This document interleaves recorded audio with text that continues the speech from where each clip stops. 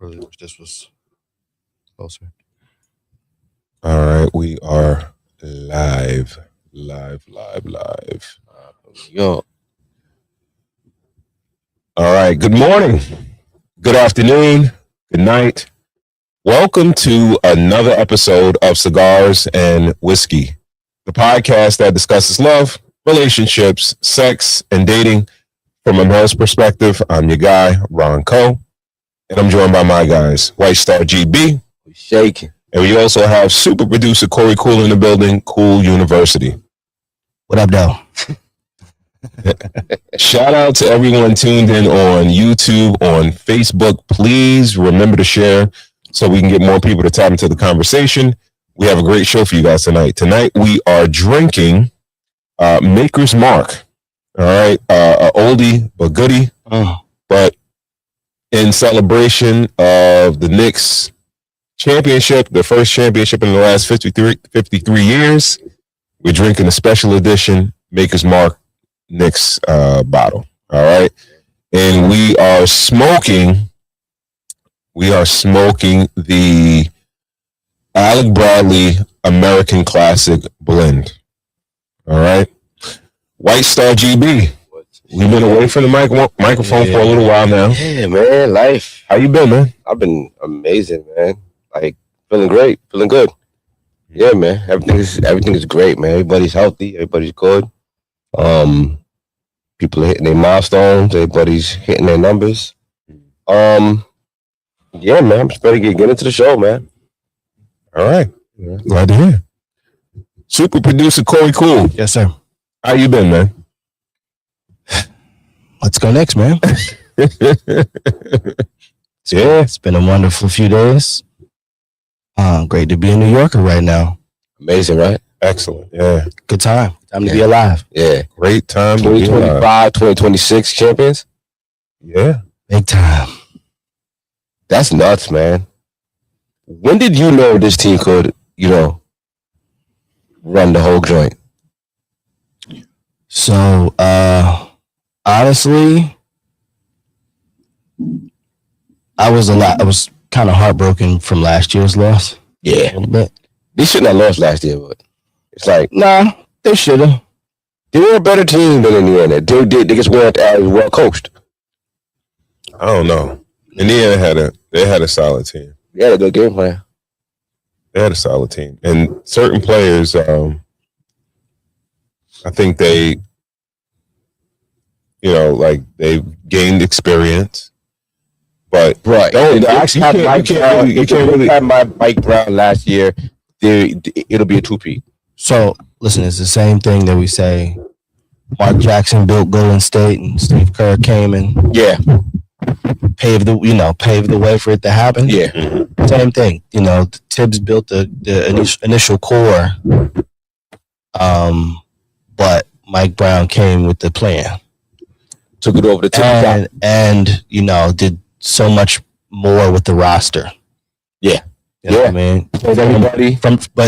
So to answer your initial question is, I had faith really like game 2 or 3 of the season where I was like, Oh, okay. because the nigga played everybody from right there. Okay. Mike Brown played everybody damn near in the game. Everybody got in the Who game. would have played? You remember? No, okay. Okay. All right. Okay. I'm texting my guy Wong. Mm-hmm. We always text each other during the games. And the first thing we said was like, yo, son, everybody got in. And that was a big difference from last year. So I would say I saw a difference right there. Yeah. And then it worked out in the playoffs, right? We're role players. Amazing playoff run. What was your favorite playoff moment? I mean, it was a heart attack through each and every fucking Not game. finals, but playoffs. The whole thing really was a heart attack. You know what I mean? No, it's actually after the first two games. After the first 2 games, it was a buzzsaw. Well, remember, we're late bloomers. So still in a lot of those games, we weren't necessarily. That's a fact. There's a couple games we were like running, but some more games than enough. We have been down and had to fight. Think about the Cleveland thing. Yeah, Cleveland. Yeah. Right. So heart attack. But from there, felt a little different watching him put everybody in the game, and it manifested, man, into Amazing. To a championship, man. Let's go next. Chip, man. Yeah. It's crazy, you man. Parade? You watch the parade? Not really, no. You don't see no clips from it? No, not really. How was it? All right. Yeah. Watching it looked massive. I know, cool, you were there, but like watching it, it just seemed like a Thanksgiving Day parade in the summer. So it was like everybody coming out, but like no tourists. It was just all New Yorkers from every borough. It just felt like everybody just converged on Manhattan to celebrate this team. Are New Yorkers just arrogant to the point where they feel like when they do some shit, it's just way bigger than any other city? No, it actually is though. You want to call it arrogant? I guess call it stating facts. I can't even really like see it any other way. There's nothing better. Like these people in Paris. Okay, we're the greatest city in America. Easy. Like I'm talking about the world. Like niggas be outside in Paris. Niggas be eating bread and shit. Like I'm pretty sure there's a small outside scene, but nothing like nothing like the other day. Yesterday, right? Like I said, I don't know what day it was. Nothing like that. All right, so people talk about. I've never been to Chicago, but as far as like major cities, I hear a lot of people say Chicago's equivalent to New York, but maybe not. It's not New York. It's not New York, right? It's probably cute. Right? It's probably like a nice rendition. Like they won some chips. You understand what I'm saying? But it didn't seem like it was a big deal when they won their first championship. Put it this way, I'll go as far as to say what I witnessed yesterday. I don't think it happened in any other city in America. We've seen championship parades in LA. We've seen championship parades in Chicago. We've seen them all over. We've seen them in Texas. We've seen them, but it's nothing like this. Like this was like what it proves, though? No. But the thing is, the difference. Yeah, there was a bunch of people. It's the fans, man. It's the culture. Yeah, it's like New York is culture. New York is the white kid from Long Island, the Spanish kid from the Bronx, the black kid from Brooklyn, chilling. Over it's like the pizza and some beers and some Henny. Mm-hmm. And some someone's gonna fight. Yeah, someone's gonna fight. You know what I mean? Like something's gonna go wrong. Something's gonna go wrong. You know what I mean? All heads gonna be out there. Gonna be a couple of thieves dancing. But it's like it's a beautiful thing. Like beautiful thing. It never changes. Cause like if you know where to find it, it's always nutcrackers and tantrums. It's always the basketball court and dominoes and and it's always that. It's so many things, right? Mm-hmm. There's so many different things, so many special things, so much culture is. Think about it. You know, there's places in the city where two totally different cultures coexist right next to each other, right? You know, what I mean, you go in the Bronx, there's a wicked divide. Not even divide as of negative, but divide like many different cultures functioning in one. The Daddy Yankee joint rang off a couple of times. Yeah. You know what I'm saying? Like it's so I go into that to be like GOAT New York song. Oh, Jesus. GOAT New York song that has to what? Say it or just feel? Feel it. No, what? Yeah, feel it. I'll give you feel it. Yeah. Oh, anthem. Oh, well, this is an off the path answer, but the song that kind of feels like New York to me, I'm gonna go maybe Nas. It ain't hard to tell. Okay. More than New York State of Mind?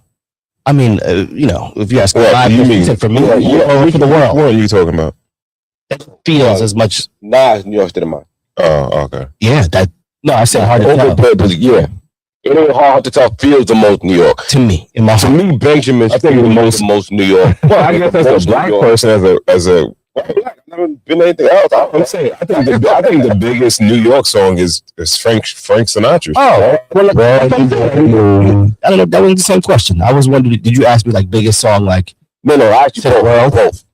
Biggest the world. Yeah, feeling New York song, and then that. Alicia Keys song. I believe it. Alicia Keys and Jay is still growing on me though. No, that's good. I think over time, it's just it has. It's new. It's relatively new than Sinatra shit. You know what I mean? Yeah. Like universally, as a New Yorker, every culture, race, creed, everybody. Mhm. I think that's the biggest New York joint. That's a Am fact. I wild that I like the Alicia Keys version more than I like the her and Jay-Z version? Is that weird? Wow, what's wrong with that? No, You feel bad for not liking something Jay-Z? Like, what the hell? What is that about? It's not song. not No, I like Jay-Z. I like Jay-Z. Well, if I was to be in all honesty, I mean, her part to me is the most important part of the song. Oh yeah, absolutely. Yeah. You know, like Jay, you know, like she could probably do that track by herself on a stage. Pretty much, yeah. She could do that track by Absolutely. herself because they need him.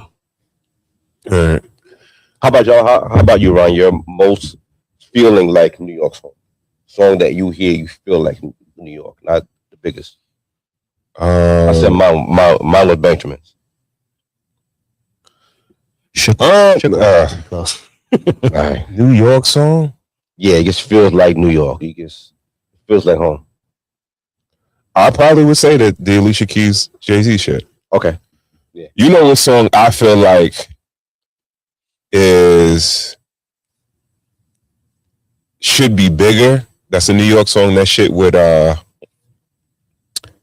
what's his name? Damn, I forgot his name. It's Alicia Keys, Kanye, and Fabio, yeah. That record is fire. Yeah. Alicia Keys. But see, it's Alicia Keys again. Alicia Keys again, yes. Yeah. But that record is fire. Yeah, that's a good That record is fire. Here we are, man. Yeah. Here we are. Yeah, shout out to the New York Knickerbockers, man. NBA champs. NBA champs, man. Oof. Yeah. All right. Yeah, how was your week? It was cool, man. I was just so ready to get back into the lab. Okay. Did you enjoy your I time off? was like playing ball and shit. It's like when I get back on the court, huh? Mm-hmm. Yeah. Did you enjoy your time off? Yeah. It was cool. I think it was good to recharge the battery a little bit, right? Yeah. It gets the mojo refreshed, and you know what I mean? Yeah. We can jump right into this whole summer wave that we have. You know what I mean? Right. Jumping outside, and we can get to, you know, what we need to get to. All right.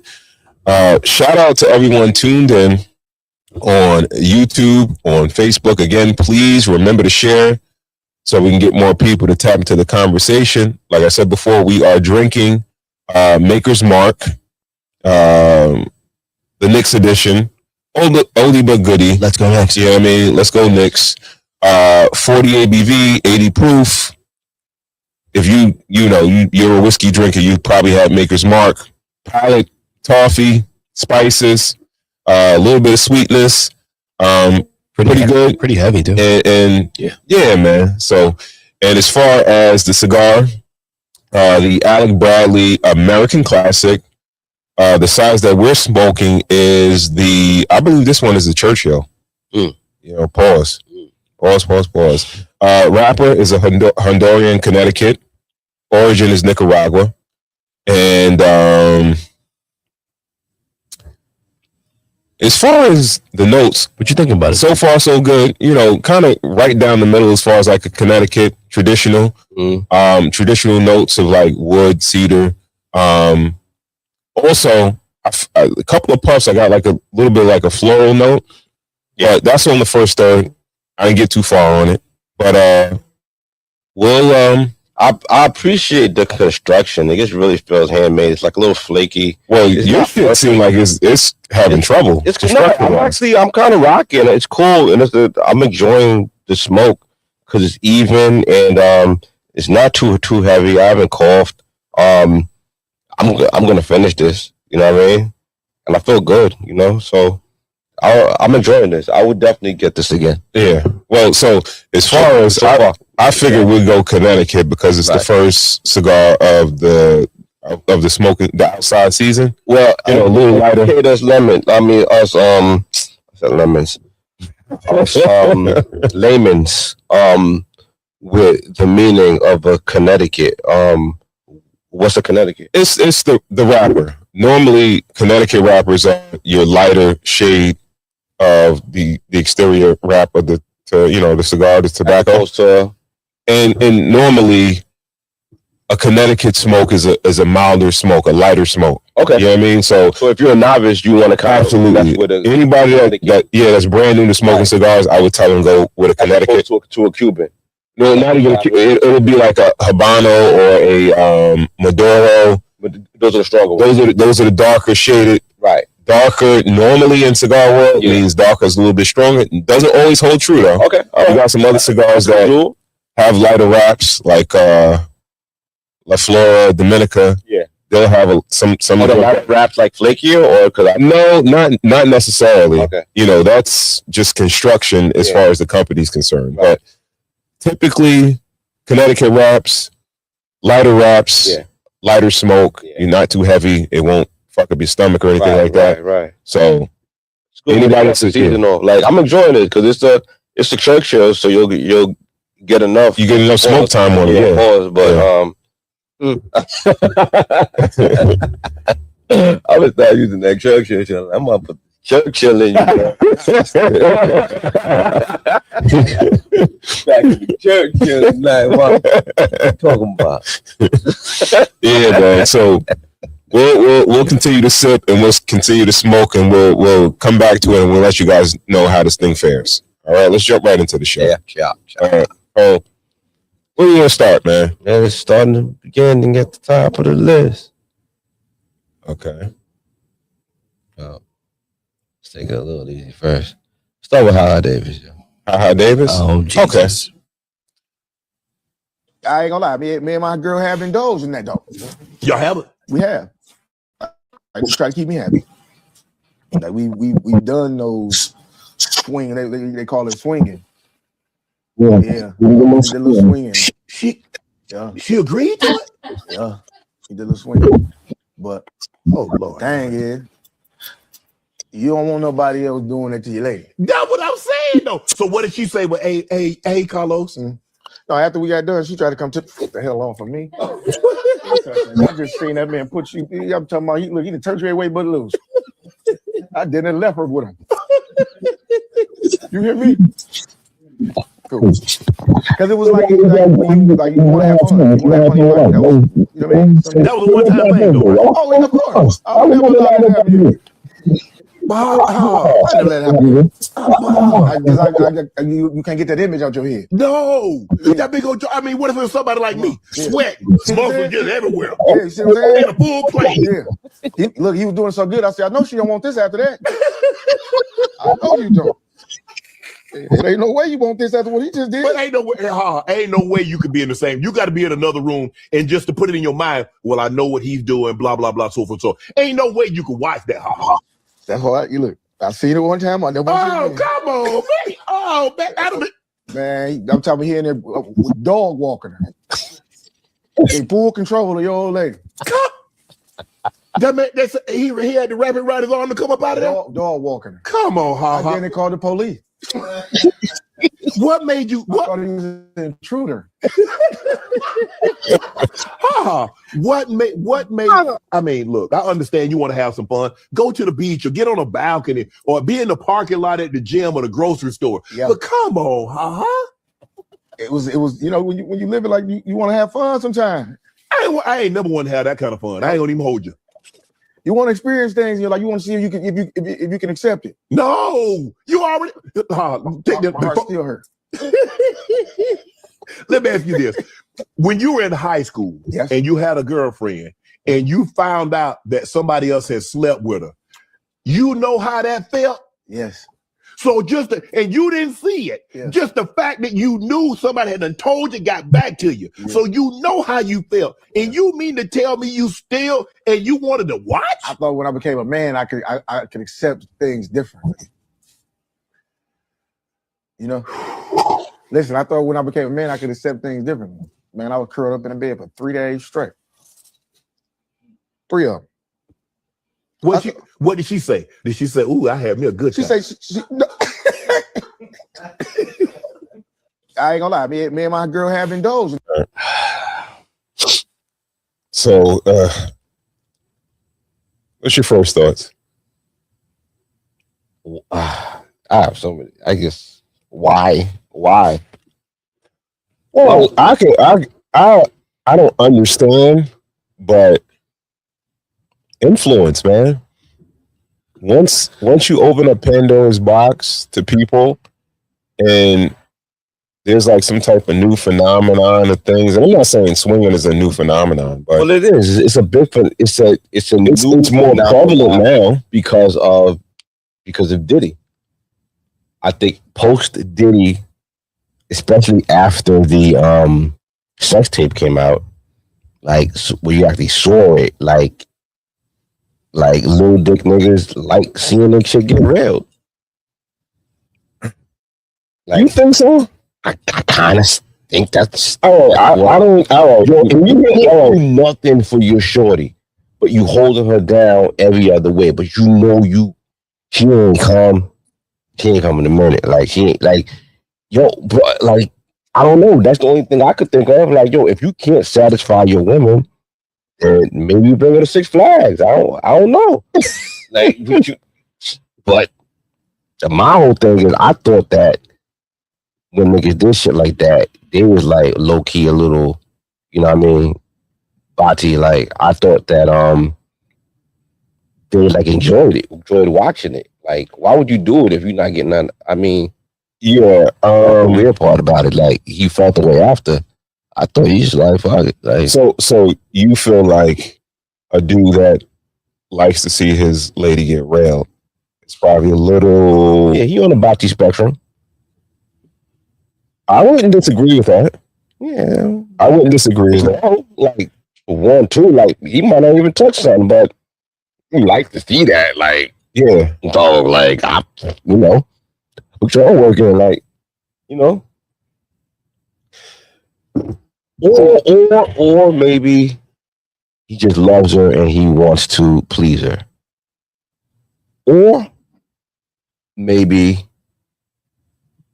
he got his Haha Davis is known is an Instagram comedian, right? Yeah. He came out, big fella, like humiliation, all that shit. Like, then he started rocking with Shorty.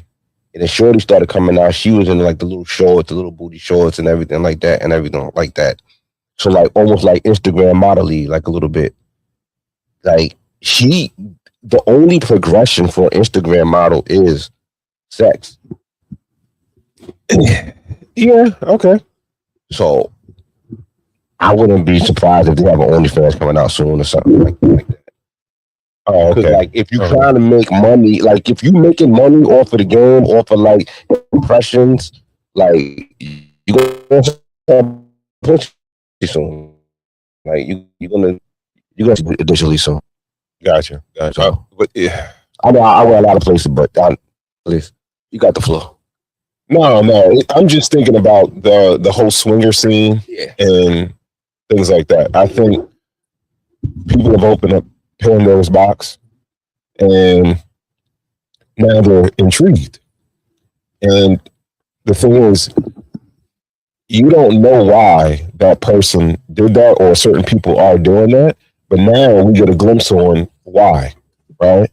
And so, what was his explanation? Why? Like, why did he do it? He didn't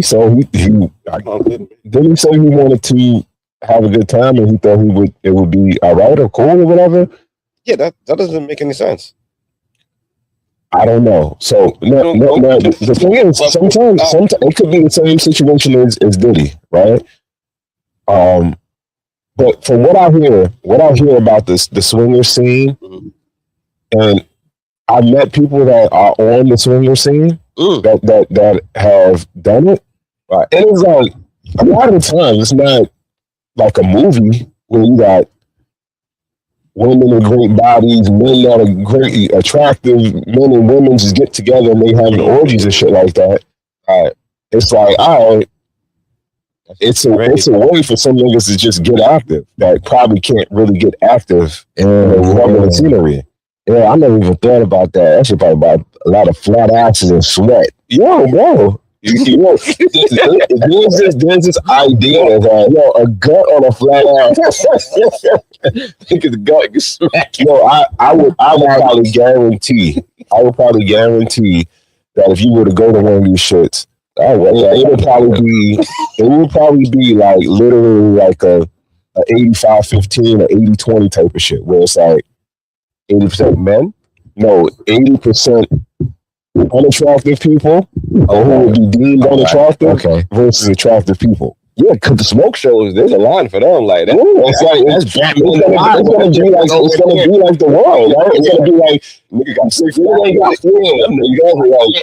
Everybody trying to fuck the same chick. Everybody trying to fuck the same dude or whatever. You know what I'm saying? Like the world. How you want it, nigga? You go Superman. You go other shit. You green light. You go that bullshit.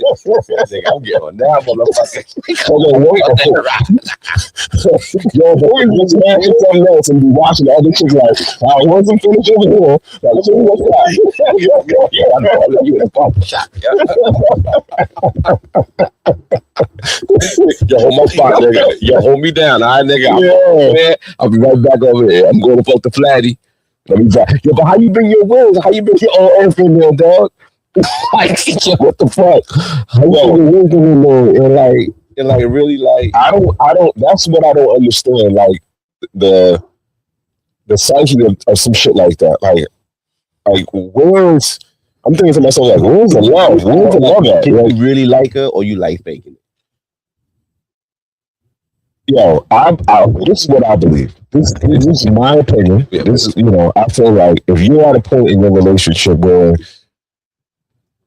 your marriage might be more like companionship, or you might feel like you need a spark. Yeah. I think people do that in those type of situations. And I don't think it ever benefits the couple. Either they're going to indulge in that all the way, or they're going to feel like, yeah, you know what? We should have broken up. We're going to break up. 99.9% of the time, you're going to end up losing. Yo, think about it. Yo, free pussy is like pussy on a platter is always trash, nigga. Good pussy.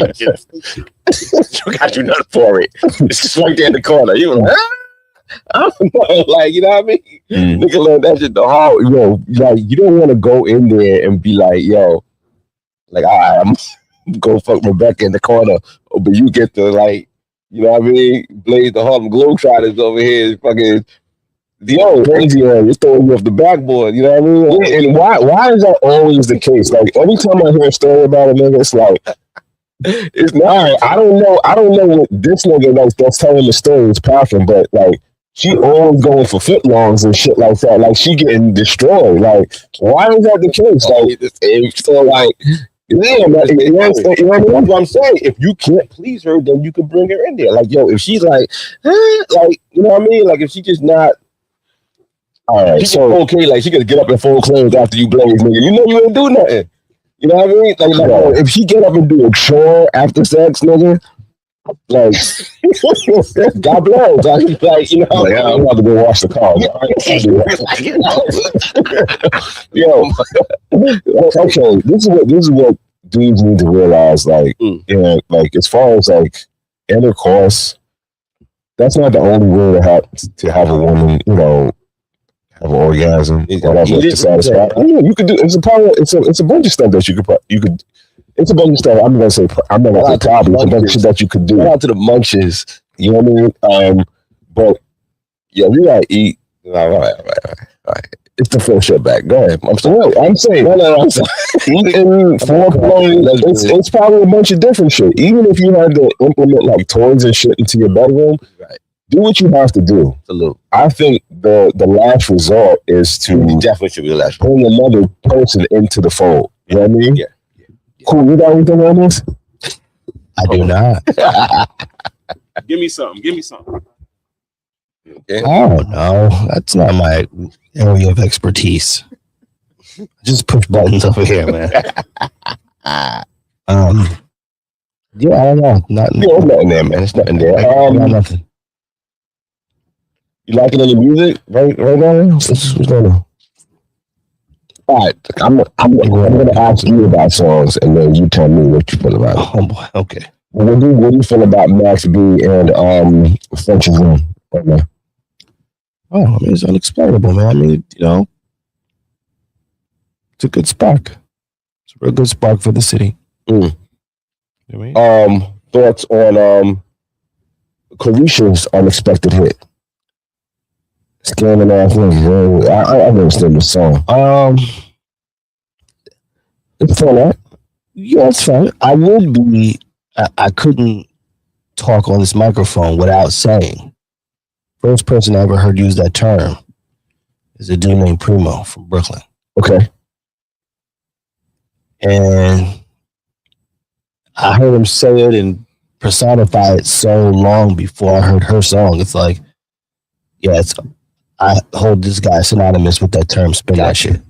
Gotcha. I mean, spin that shit. I think The last song is I'm Gonna Have a Good Day. The song with One Take Carter and Trinidad. Oh, God. Well, you know, one take can do no wrong in my book. Yeah. When I love Trinidad James too. I might be one of the rare people on this planet. I love Trinidad James. Oh, he did. He reminds me of my nigga Left. Okay. You do got some love. When he first came out. You do got some love. I never seen that until now. When he first came out. Yeah. Yeah, Trinidad at all gold. He really reminded me of my dude Left right there. And those two together. Oh, it's great. It's fun. Yeah. It's fun. And that's like I know I was really critical of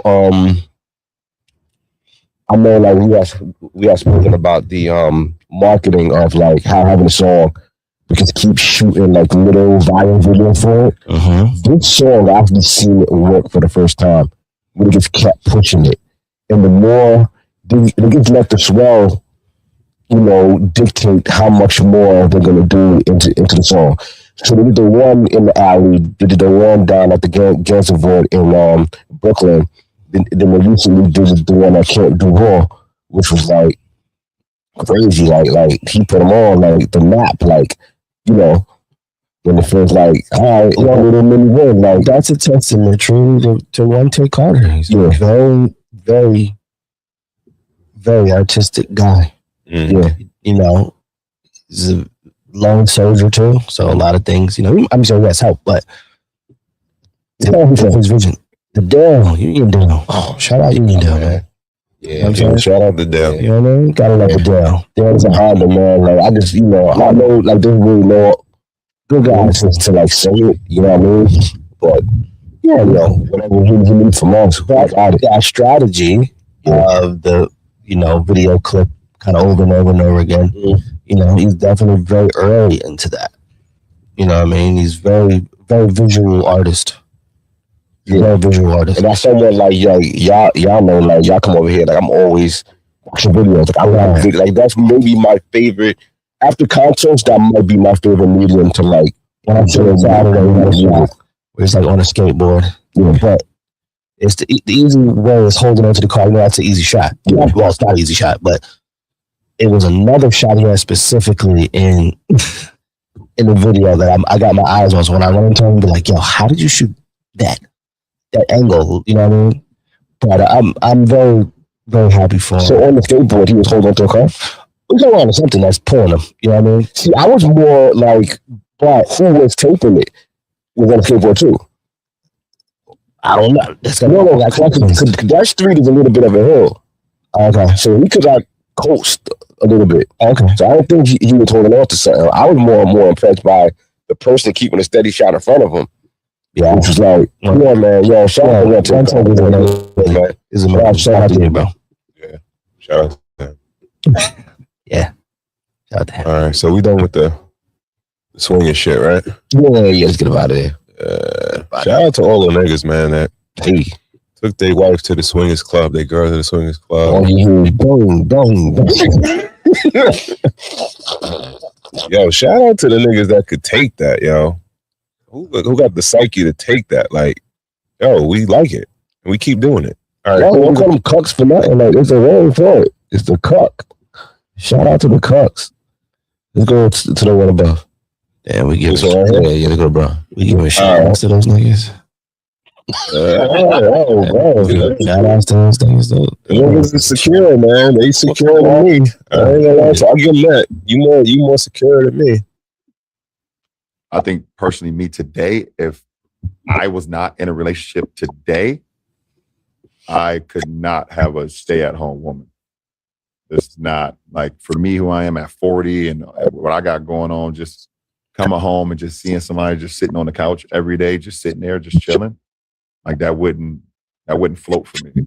I think personally, me today, if I was not in a relationship today, I could not have a stay-at-home woman. It's not like for me, who I am at 40 and what I got going on, just coming home and just seeing somebody just sitting on the couch every day, just sitting there, just chilling. Like that wouldn't float for me. I think. Okay. Oh, that was it. Mm-hmm. Okay. Shout out to LeBron James. That's your guy, right? That's my guy. Until you jumped on the Knicks bandwagon, right? So, Real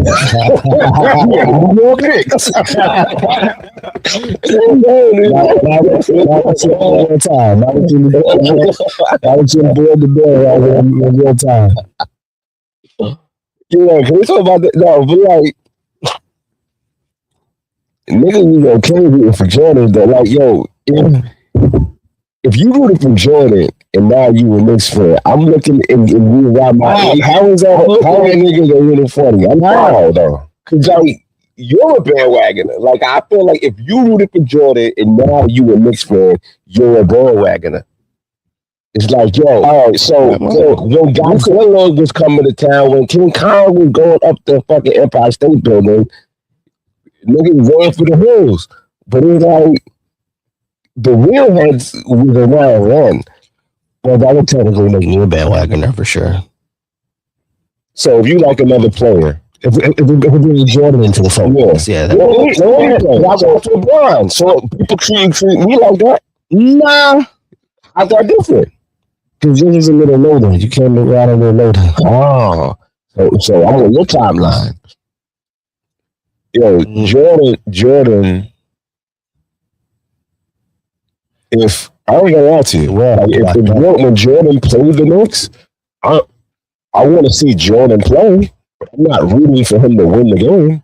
I'm rooting for the Knicks. You're rooting for Jordan, yo. No, I was going to war with niggas. No, when he's already past the Knicks and he's in the Knicks, he already hit the Knicks. Yes, I'm watching Jordan. Jordan is box office. You understand what I'm saying?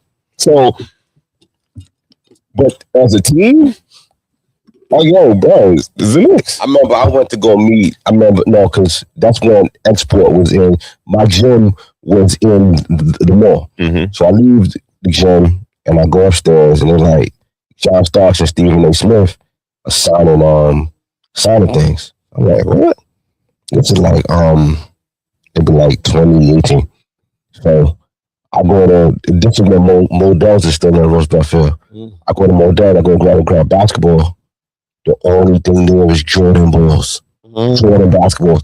I'm like, there's no way in hell I can bring John Starks a Jordan basketball to sign. You know what I'm saying? Mm-hmm. Right. So I go to the other side of the mall to Dick's that's when Dick's place open.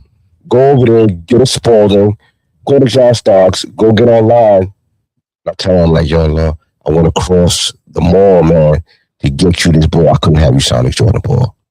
I said, thank you.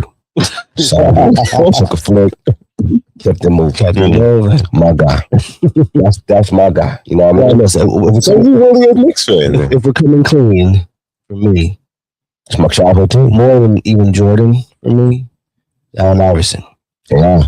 All right. So, more than Jordan, for me, was Allen Iverson. So, I did root for him. He left, yeah. Once he left. Yeah. No, you left. I left. Yeah. Okay. I left with him. Okay, you left with him. Okay. I left with Allen Iverson and then everybody got a guy. The mix that. My guy played for 20 years. My guy's still around. That would be the most conflicted if the Lakers played the Knicks in the finals. Oh. Y'all probably know. Yeah, I wasn't. That's the thing. I wasn't doing it. I don't want to see Jordan beat the Knicks. Okay. You don't even know how you felt back then. No, I definitely know how I felt. I was like 10 times. I definitely knew how I felt. Right. I remember that vividly. Because I remember when I think I was like in 6th grade. And that's when the Knicks had Mason, They had Ian, they had Starks, and Squad. it was one of those squads. They got booted out by Jordan. Gang. I think they got booted out by Jordan. Yeah, they did. And I wasn't rooting for Jordan in that moment. I was rooting for the Knicks. Yo, with the Knicks, Miami Heat, Indiana Pacers. Oh, Indiana! You can't put Chicago Bulls. You can't put those two in the same sentence. You can't put Indiana. You got the war. Indiana and New York in the same sentence. All right, let's jump to the clip now. We can do that. Yeah. So one more time. I forgot what the clip was, man. Talking about Okay, Ron. It was fucked up hairline. No, I'm just. I think personally, me today, if I was not in a relationship today, I could not have a stay-at-home woman. It's not like for me, who I am at 40 and what I got going on, just coming home and just seeing somebody just sitting on the couch every day, just sitting there, just chilling. Like that wouldn't float for me. I think Today, I think the key word was. Yeah, I believe it's today. He said today. So when he was younger, maybe he would have made that mistake. Maybe. We need to make that mistake. We have to have someone with no ambition. Yo, bro, his wife had how many children does he have? 3. His 3 children, right? She reared his 3 children. They grew up to be. They look like they're pretty successful at the ages that they are now, and they'll be successful going forward. So, I think basically what he's saying right in this moment now, when he's probably reaching the point of it's not all about basketball, his life. Because I felt like before, when he first started, his life was all about basketball. It's all centered around basketball. Right. And it's like, let me play my basketball, just take care of the household and take care of the kids and whatever, and let me do my thing. Yeah. But now, I think he's more leaning towards like, I'm pulling myself out of basketball, focusing more on business and other ventures and things like that after basketball. So now I'm looking at you like, yo, what you doing? Yeah. And obviously she's become more active now.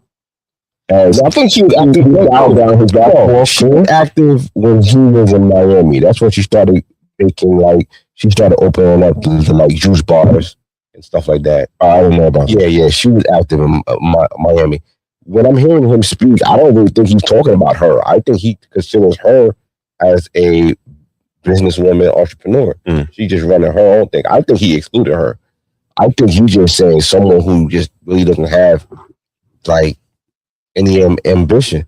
If the bread is there and the kids are old enough and you just home, you just like a pet. Like, fuck are you? Like, honestly, I think that my dog gonna be home when I gotta get home. I think it reflects on the dude, though. What you mean? Like, if your wife is just lazy, that's because you, like, I believe that reflects on you. Yeah. So I feel like if you're doing enough, then I think the people around you would be motivated to do things too. You're absolutely right. And I think the big thing is him saying right now, at 40, because I feel like that's a mistake that younger men who come into money make. You know what I mean? They just want, I'm just going to put her up. And then you kind of like choke out their ambition a little bit. You know what I mean? Where it's like, yeah, stay home for the kids, bonding, peak, you know what I mean? That's amazing. But once the kids are older and they can get up and go out for themselves and get to school and get up on the bus, you know, a little real estate license, a little something like, do a little something where you could, you know what I mean? I don't dig that, though, man. You sound like you telling a woman to do busy work. Like, do some shit that don't really matter, but just do it just to show you doing something. Make your life matter. Yeah, what the fuck what do you get? Like, your goal for the day is to fold clothes? Like, I don't want to be around a person like that. Like, that's fucking like Rosie folds the clothes on the Jetsons. Like, it's like, you don't even like a person to, like, am I wilding? Like, a little bit. What the fuck? A little bit. Yeah, that's a wagging. That's like you like a slave on purpose. Happy Juneteenth. Huh? Yeah, right. Happy Juneteenth. Happy Juneteenth to everybody. Yeah, man. Yeah. No, I get it. I don't know who he's speaking to or he's speaking for. I got a girl. I got kids. Like, I'm putting so much work into my fucking kid. If she came to me with like, I'm not gonna say, oh, I'm like, you like you have so much to offer the world. You could be anything. Mm-hmm. Why did you just like? If you tell me like, yo, I'm gonna take a couple of years off to like raise my kid, I don't have multiple, but like, well, that could be a CEO. You could be president. You could be you could be a judge. Not or anything. Yeah, realistically, like no, not really. Like not really. You think it would be lifted if someone heard me speaking, like when people hear this, you think they're gonna be like, I'm like I'm misogynist or I'm like a feminist? They're not women just gonna be offended either way. It's not gonna matter. Because it'll be a woman that don't do nothing domestic that'll get offended about you talking about domestic shit. I think that they're worth so much more. Huh? I think that they're worth so much more. Well, if a nigga look at me like, yo, I'm a stay-at-home dad, I'm like, yo, I laugh in the face. I'm saying it's all right. If it's a necessity to do that, like, why not? In the moment, you might have to do that. You know what I mean? Yeah. But like, all right, if let's just say, for instance, if you're talking about a woman that's married to a multi-millionaire athlete that they don't need for anything, you got to figure out your role. Artist? Are you a musician? Are you people will have a problem with that too? No, at least you're feeding your passion. At least you're doing something. You're offering something to the world. Now you should make the clay pots with crazy, like them ghosts. Like, yeah, right. Do something. You say that, and it's like, yo, people want you to do shit just to say you did something. Because it's like, I can't go be a manager at Walmart. I'm saying, like, this money should be able to like free you up to be the best version of yourself. The best version of yourself is like going to the gym, pulling the clothes. Speaking from it, all right. So, what if the best version of myself was somebody without that person? Or the vision that I did have, or the goals that I did have, kind of subsided when I got with this person. Where it's like, now I got to kind of play a different role. Like, because the way life goes is that you're the main star in your life, right? Mm-hmm. But then if you get with somebody else and then you got to be a co-star in their life, you can't take the starring role. So, or you got to put that on pause for a little bit for that other person. You know what I mean? So, man, like in someone's life, you're Cole. Mm-hmm. Like in Martin, like in that Martin show, in someone's life, you're like Cole. No, it depends on who you with. Wow. You understand what I'm saying? And then sometimes, like, shots about Martin in everybody's life. Even like in Cole's life, I think, I'm talking about the A Mike, like, it's a good time with it. No, I mean, I will say that it is good for every human being to have something that they're into and enjoy, right? Mm-hmm. And want to pursue. Where you brought up the point of having to become a co-star in somebody else's life. Mm-hmm. I don't really think that happens unless you have children with that person. And having children with that person, having that responsibility is yours. Yeah, for sure. Right? For sure. So if you're the person that makes the most means, especially if you're making multi-means, mm-hmm. you know, it kind of subsides. Now your goal is to focus on the role of raising everybody. But then what GB says kicks into play after everybody gets older, where it's like, okay, that time is raising, but also thinking about, you know, what you want to do. That's next. The multi-means person will say, all right, well, you held it down. Reality. Coach a softball team. Like, do something. You say it, but you say it in the sense of, I get what you're saying. I get it. Okay. But let's not be naive to not believe that people could critique people when they do that, and then you're still not doing enough. I just think real quick. I just think it's a problem. It's only really a problem when you try to outshine the master. Mm. That's only when it becomes a problem, right? Like where you think that you would be bigger than the master if you had, let's just say, if you were the one that went out to work. You got the look, yeah. If you got the look, would you be bigger than the master? Right. And you can't get with the program. Yeah, exactly. Okay, so you said that, right? So my wife, she was, before I left the house, she was talking about Josh Hart and his wife and how she loves their relationship. Me too. I second that. And I said, well, you know, like I think people they're on that wave because, first of all, like he married a black woman. You know what I mean? I think that's part of it. And he didn't marry a mulatto black woman. He married a real black woman. You understand what I'm saying? Yeah. So, but I said that, and she was like, "Look at her. She got this endorsement, that sponsor, that sponsor." I was like, "All right, but sometimes the black women, maybe they might need to look at the white woman handbook of I married a pro athlete where they stay in the background." You know what I mean? Right. Why? Well, I mean, even look out for them. They get the bill too. Like, you know, the easiest thing to do could be, people don't ever really think of this, right? But if you are a stay at home and you're managing the kids or whatever, real purpose, or let's say you're a man, you can be a man too, watching the kids while your lady is, you know, doing whatever. I always say, to give yourself purpose, become like the estate manager. You get what I'm saying? See if you can make it grow. See if you can, you know, besides just the child home fund, you might want to see where the finances look or how they really could work or work better. So, like, and to be truthful, that's probably the biggest purpose of it all. Yeah.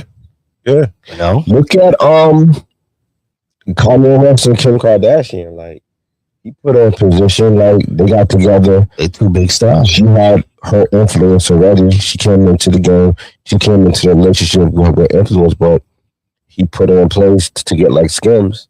She took that and just went. Even post their relationship, she's out of here. You know what I'm saying? And that's something that she did on her own. She went to go study law. As it's crazy for me to be saying that because I've been the most critical of her. But I think like in the last kind of like couple of years, she's been finding purpose, like more, you know, bigger. Not just I felt like her fame and her influence. She was just big off the sex tape, and then she got a show off of that. Yeah, but post that, you know what I mean? No, don't point that. Hold on. Ooh. Come here.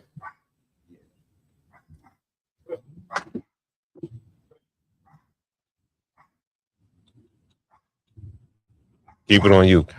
Yeah, right.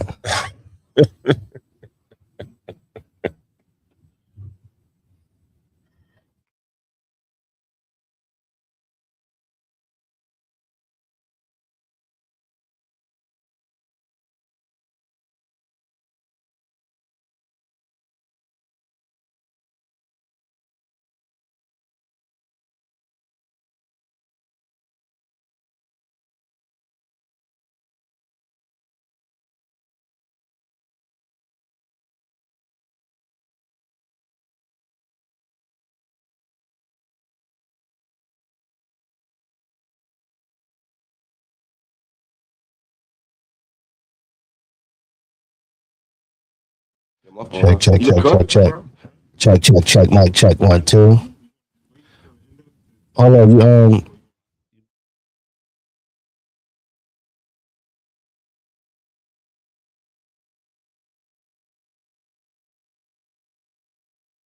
about to have a wild animal attack out here. Yeah. It's about to be the Like little gray shit. I was like, all right. I saw the light pop on. I see the possum, and then Millie just went. Yo, she waiting for that shit all night though. That's gonna be in the pool, fucking doing backstrokes. Like, Hopefully not. Like possums played dead. Like if it was a raccoon, Nigga would she have fought. yeah, would have fought. Yeah, yeah. Long island, man. Yeah, very possible. Very possible scenario. All right, so well, just purpose in people. I don't think it's like past women, past everything. Like people should have purpose, right? People should have purpose. People should definitely have purpose, and it leaves you very susceptible to get manipulated, be abused, and to get left high and dry. If you can't fend for yourself, like if you just kind of like put everything on the back burner, because life is good, like you should be thriving to be the best version of yourself. And you can look back after everything else and be like, damn, all right, what now? You know, Right. Mm-hmm. you know, I don't know. so That's the advice I would give to any woman. any person. They ask me. Okay, so a lot of the thing is, I think a lot of athletes, young black men, they probably go for just the best looking chick they could get, and the goal of that best looking chick is to just land him and be set for life. So they don't have that's their plan. That was their goal. They accomplish their goal. Watch made in heaven. Yeah. So That's why he said younger. I think that's why he said younger. yeah, but that's the thing. I feel like once that man gets into that situation with that woman, eventually over time, he sees like, yo, you don't do shit. You just pretty. You know what I mean? And then they're like, yo, why don't you do something? You should do something. You should do that. You know what I mean? All you're doing is fucking spending bread, bringing down our net worth, and you're not adding nothing to it. No situations, no nothing. So, and it's not about a woman getting with a man and be like, yo, all right, well, you don't want me no more. Give me half your shit. It's like, all right, bring value. Like it's even the concept of Eddie Murphy's, I don't know if it was Delirious or Raw, when he was like, he was talking about Johnny Carson and how he got divorced, or it's like, yo, you got to give a woman, you got a certain amount of money, and she come in and be like, well, we got $1 million, we got $1,001 now. I brought $1. Like, just bring something to the table. You know what I mean? Like, and that mindset of I want to add to it. You know what I mean? Like, and I think the union of marriage, or the idea of marriage, is like, it got to a point of like, well, if it don't work, I can take. Right. It's not about adding to the situation. So the idea or the ideology should be like, when I get into the situation, we're going to add shit to each other. It doesn't matter if you have mad money or you're on your trajectory to be on another level, but I'm going to add something to the situation. I'm going to add value to the situation. What's up? Yeah. All right, so we're going with this. Sure, yeah. Right there, look at that. Sticking with Okay. women relationships. Okay. A lot of heterosexual men don't like women for real. They don't. They like women sexually, but they don't like women. They're not attracted to what a woman is outside of her sexual organs. So then when we get into why a lot of men womanize, or why it's just they're minimizing a woman based off of who she slept with or who she potentially can sleep for, because it's like you haven't gained the appreciation of the wholeness of a woman yet, and what that wholeness of a woman can bring to your life. A lot of times we'll talk about strength and we'll say men are stronger than women, but that's because we value physical strength. We're not talking about emotional strength, spiritual strength. Yeah. We're not talking about the type of strength that can run a household. And we're not putting that same type of weight. And what I would encourage, and this was the shift that I had to do, is I had to start liking the wholeness of a woman outside of sex. And then when you do that, now you appreciate the things a complete woman can bring to you. A lot of heterosexual men don't like women for real. Can I set this off real quick? Oh, yeah, for sure. Go ahead. I'm gonna just say one quick statement. I don't know. That was just like a big cliche. Felt like every take. I guess we'd be thinking the same shit. Yeah, every take he had was takes I've read in books and heard from Yeah. Okay. That's all I gotta say. Okay. Right.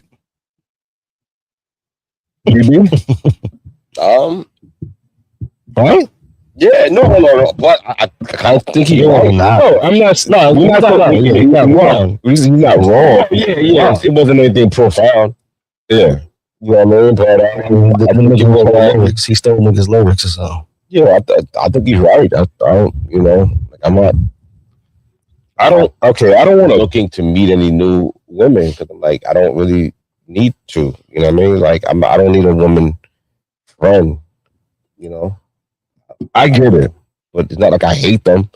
It's just that you know maybe we don't have too much in common, and then once you're married, it's kind of inappropriate to be around women anyway. So it's like, what are you supposed to do? Like, hey, I got this new friend. Like it's weird. Like anyway, so like it's always been boys stick with boys and girls stick with girls, and if our paths connect, hey, we could be friends on the weekend. But other than that, like, I'm keeping moving. Like I never met a girl that like, hey, I want to be a friend. Like, what the fuck? I don't even. Like, I don't think that's what he's saying. I don't think that's what he's saying. Right? they don't like them. No, I get it. I get what you're saying, but I think I'm gonna get a little bit deeper for him because I felt like he was very on the surface and he just That's what I said. it's like generic shit. It's like nigga was spitting other nigga bars because they thought they ain't heard him. Nigga might have stolen the old Nas off a clue tape verse. Like if you laugh from try to spit it. Like yo nigga, I heard that verse before. like okay, let's just say you're a dude, right? And let me think of a scenario. And a woman comes to you, she's like, yo, can you tell me where the closest McDonald's is? Right? If she's attractive, the first thing you'll notice is probably that she's attractive. You understand what I'm saying? You're not just saying to yourself, this is a woman that needs help to find where she's going. This is a person, not even a woman. This is a person that needs directions. Now, if a dude walked up to you, you'd be like, yeah, oh yeah, go over there, whatever. You're not thinking nothing of it. There's no other thoughts about it. I guess gay niggas probably would think like, you know, look at how you know what I mean? He specifically said straight man. So. Yeah, so as a straight man, you look at a woman, you be like, you might even give the directions a certain way if she's better looking versus her being unattractive or her being an old woman. You understand what I'm saying? Right? If she unattractive, she can me a nigga anywhere. So he's like, so nigga, you very relaxed. Like, yeah, look at that. You told a homie. But it's we can't like, all right, so as men, we can't turn off if whether we see beauty or not. You know what I mean? Yeah, like we look at looks, right? And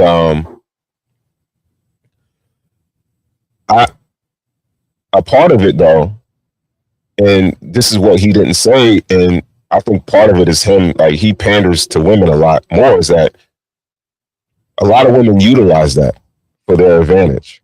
That's the advantage that they have. Yeah. You know what I mean? So being a beautiful woman, being attractive, like, and being a woman in general gets you a bit more grace than anybody else. You know what I mean? So, but when it comes down to men, I think men could be utilized in a different way. You know what I mean? You can't like, we see that like men see women like, I could use her for sex. Mm-hmm. You know what I mean? Where a woman could see a man's like, I can use him for money, I can use him to fix something, and I could use him for sex. You understand what I'm saying? So I think part of it is a problem with men, but women have to kind of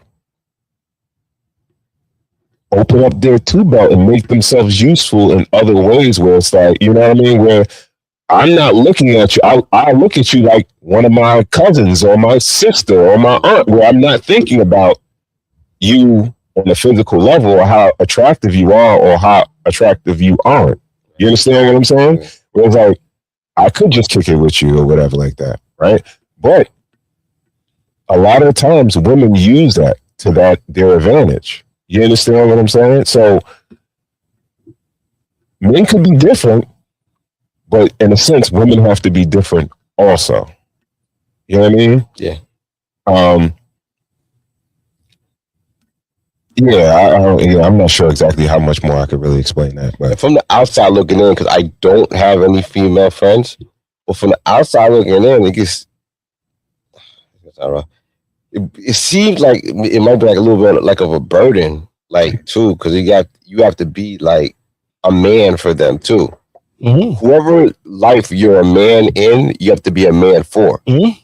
So I'm like, oh, what a good man for you. I ain't gonna get enough from you. Like, what the fuck? I got called. I gotta do shit for you and step up and pay for you and fix shit and do everything. Like, I don't want to do that. Maybe it's not like that, but I don't know. From the outside looking in, I think it's like that. I'm good. I'm good with the women I have in my life, and I love women. yeah, I don't think it's hate. I just don't think, like, speaking from like an average man, I just don't think like men and women are that compatible. On like maybe like girly men like to be around women a lot, and I don't mean that to be like pejorative, but I'm just saying, like, I don't know, like I like sports and cars and like boy stuff, so it's like I don't know. Yeah, and that's the thing, man. Like, it's like I hate the fact that he kind of put all the onus on men. In a sense, it's like we have to have other things to connect with other than sex. You know what I'm saying? Like, and that's the thing. Like, usually when it comes down to men and women, the only thing they connect with is hooking up, trying to kick it, or trying to get to a point of having sex or relationships or something like that. Yeah. You understand what I'm saying? So it's like we don't really, in totality, we don't enjoy the same things. You know what I mean? But there probably are certain things that we probably could connect with, but we don't. Yeah. And the same way, I want to give an idea. I just thought that. I'm sorry. Mm-hmm. But cool. Right. We're friends, and we're relatively been friends for the last 5 to 10 years. Like we've been rocking. Mm-hmm. So it's like your wife, right? Like if you came over, we had like a barbecue, right? And me and your wife just started like talking and music, everything's fun. We're having a great time. Everything's cool. Everybody goes home. Oh, Jimmy's a great guy. Yeah, it was fun. But then like 2 weeks later, she come in the house and she laughing. And she's like, yo, Jimmy crazy. He's like I'm talking to your wife. And you like, the first time you be like, all right, okay. You know what I mean? Okay, he's calling my wife. Like, they're friends. You know what I'm saying? Like, but it was like, if you know me, you don't know me, but you be like, what the fuck I'm doing with your wife, right? Exactly. Yeah, that would be weird.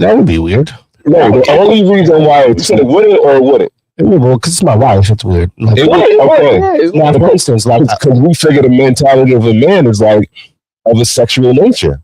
Yeah. You understand what I'm saying? Yeah.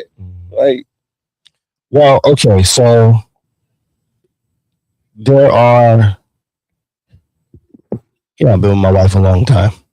So there are some of my friends that have her number, will call her, sometimes looking for me. You know what I'm saying? Yeah. A lot of my friends have her phone number, and she has their phone number. Yes. Because we were kids together, pretty much. Yeah. Mm-hmm. You know what I'm saying? So there are a few people that if she was on the phone with him, it would be about something. Yo, you know. Yeah. So he asked you for the birthday party. Is he coming? Yeah. Something along those lines. I can see that. Yeah. And they might be really needing the answer from me, but can't get it from me. So they're going to call her like, yo, you know what? Let me just skip the line. Call her about the next game. Right. But you know, that's a little, like, why we faking it? Like, why we acting like it is, but it's not? Like, but that's because why can't nature of the friendship there, though? Why can't nature there, though? There's no compatibility. Like, there is compatibility. People generally are friends and help each other, but it's like, man, snakes in the grass, man. The snakes. No, and that's the thing. And we can't act like that's just on the man's side. That's on the woman's side also. Because if you change the shit around, and when you start talking to one of your wife's friends, kicking it with, she can be like, yo, why the fuck you talking to my husband? Or why you talking to my friend? Yeah. You understand what I'm saying? But we have a bunch of platonic or familiar, like family relation type of relationships with women all the time. You understand what I'm saying? Via aunts, cousins, and shit like that. Absolutely. And we can kick it with them. Yeah. And it's fine. But outside of that, it's an issue, right? And I just feel like us as human beings or whatever, we got to find some common ground where it's like, when it comes down to men and women, if we're able to kick it on a certain level, like, because we're doing it in big groups when it's couples all together, where it's like, my wife is there, your wife is there, we all there together, right? Yeah. We ain't kicking it on the outside or whatever like that. But if we find some common ground in certain areas and shit like that, you know, like, shit, my wife might want to speak to you about gardening or some shit like that. Well, you know what I mean? Conversation. It'll be, you know what I mean? Yeah. But you probably be like, just to be cool, I'll do it when I'm around Ron at a barbecue when we all, you know what I mean? You probably gonna be like, yo, Sean, I bought this plant or whatever, you should this, that, and the third. You probably be like, nah, I ain't doing that. You know what I mean? I'll probably text him. No, I really need it. Yeah. You probably do that. It's an era of like, even if a nigga is like, a nigga's not on that type of time, it's like, all right, a man and a woman speaking, all right, we got to take certain protocols, do this first, call that person, let this person know, and then it can happen. It's just naive to kind of think that it's not what it is. So we're talking about if that's from a married level. As a single level, it's like even more of a thing. Like, it's like, all right, like, to be honest with you, I believe like if single men adopted the ideology that he talked about, they would have so many women. Yeah, they would have so many women. Yeah. Because the thing is, women are not used to that. Women are so the sidebar. Yeah. Rebuttal. Mm-hmm. So that's a blanket. Okay, this is not a personal aim at you or anything. Just let me take a step back. But it's naive to think that if a man did all that, they would have a lot of women. It's bigger than that. It's bigger than liking women and stuff like that. Like, women have to like you. Okay. Right? Mm-hmm. And sometimes, as we all know, the guy who loves the lady and treats her this way and buys flowers, sometimes they finish last.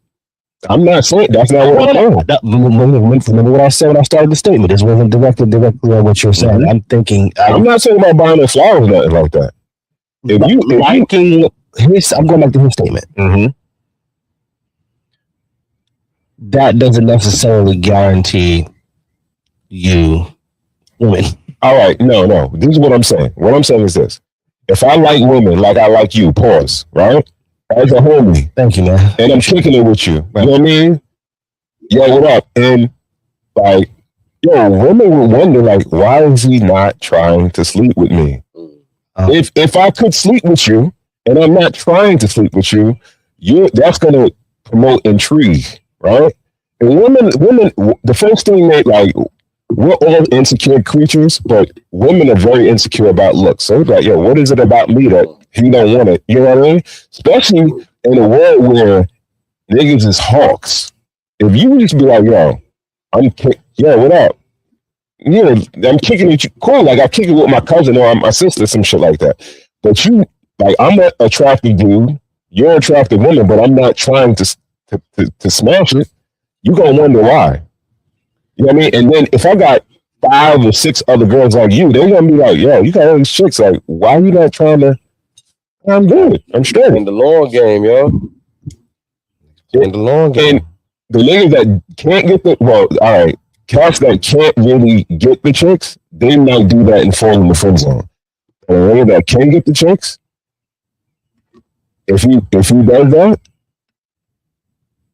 or get some chicks, I believe that that's going to intrigue women to wonder why is he not trying to sleep with me? Oh, you know what I mean? Yeah. Just my opinion. No, I could be wrong. I could be wrong. Yo, I heard this. I listened to a podcast with Nadia Khan. She was actually on Soft White Underbelly. She's a relationship guru, and she said something that I wanted to ask y'all to see if y'all agree with it. She said, "Men go into relationships hoping things don't change. Women go into the relationship trying to change things." And it doesn't really, I don't know. I could agree on the man side, but I can't really fully agree on the woman's side. Like, men go with, so when she explained it a little bit more, she was like, in the beginning, sex is good, the attention is good, everything is good. Like, she looks her best, you know what I'm saying? So we just kind of want to keep it just like that for the whole time. You know, but women are like, okay, I could work with him in things that, you know what I mean? But I don't really see myself as a project to my wife, so I kind of disagree with it, but I kind of wanted to think what y'all thought.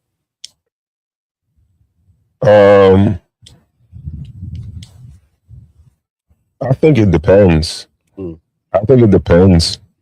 Because I think that nobody's a finished product. Yeah. But there are some projects. And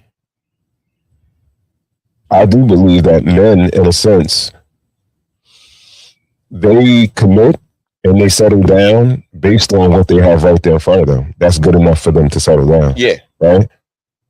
I think women more or less want to settle down, but they don't want that particular person. They want a better version of that person, and they feel like as time goes, things will fall into place. Okay. And they'll get that better person. Because you'll hope he'll be a good dad. No, not even that. I'm not even talking about kids not even in the mix, right? Okay. They could be unemployed. Oh, wow. They ain't doing shit, whatever, but yo, they have a good time. They got good sex.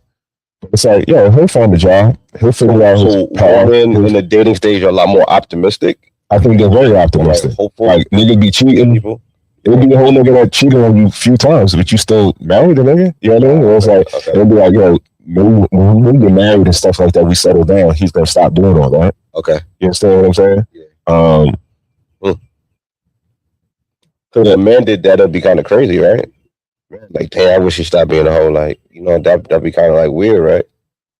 I don't think men expect that. Okay. Before they fully settle down, like, even think about the trope of like a nigga that dates like a stripper, right? He's telling her from the jump, like, I want you out of here. It's not like, when we get married, you know you got to stop this. Right. He's already trying to get her out the club from the beginning. Yeah. You know what I mean? Jamie Foxx had Diamond Eye Bound to the movie. Yeah, so she won't strip no more. Yeah, I think that's the difference with men and women. It's like, all right, I'm going to men. I guess men are more macro than micro. And if it's a big problem, we need to fix this right away. Yeah, all the little shit I can deal with. Who's more delusional? Men wanting women not to change, which is like grow up and evolve and mature, or women with expectations of men growing up and maturing into the person that they would want. I think women, because a man is asking for what he's going to deliver. Right? And usually what happens is the fact that niggas divorce because he's not evolving. I don't want you to change, and I'm not going to change. Yeah. You know what I mean? Yeah. I'm stubborn. I do what I did before, and I don't want to change. And if you remain the same, we'll be good. Yeah. Right? But then a woman want you to be better, but the odds are is that in most situations we get older, we start to depreciate looks and things like that, and we become kind of set in our ways and things like that. It's harder for us to change. Yeah. But you want me to change to be better, but you're not changing to be better a lot of times either, right? Yeah. Like, you know, let's just say you get married to a woman, as she get older, she's getting older.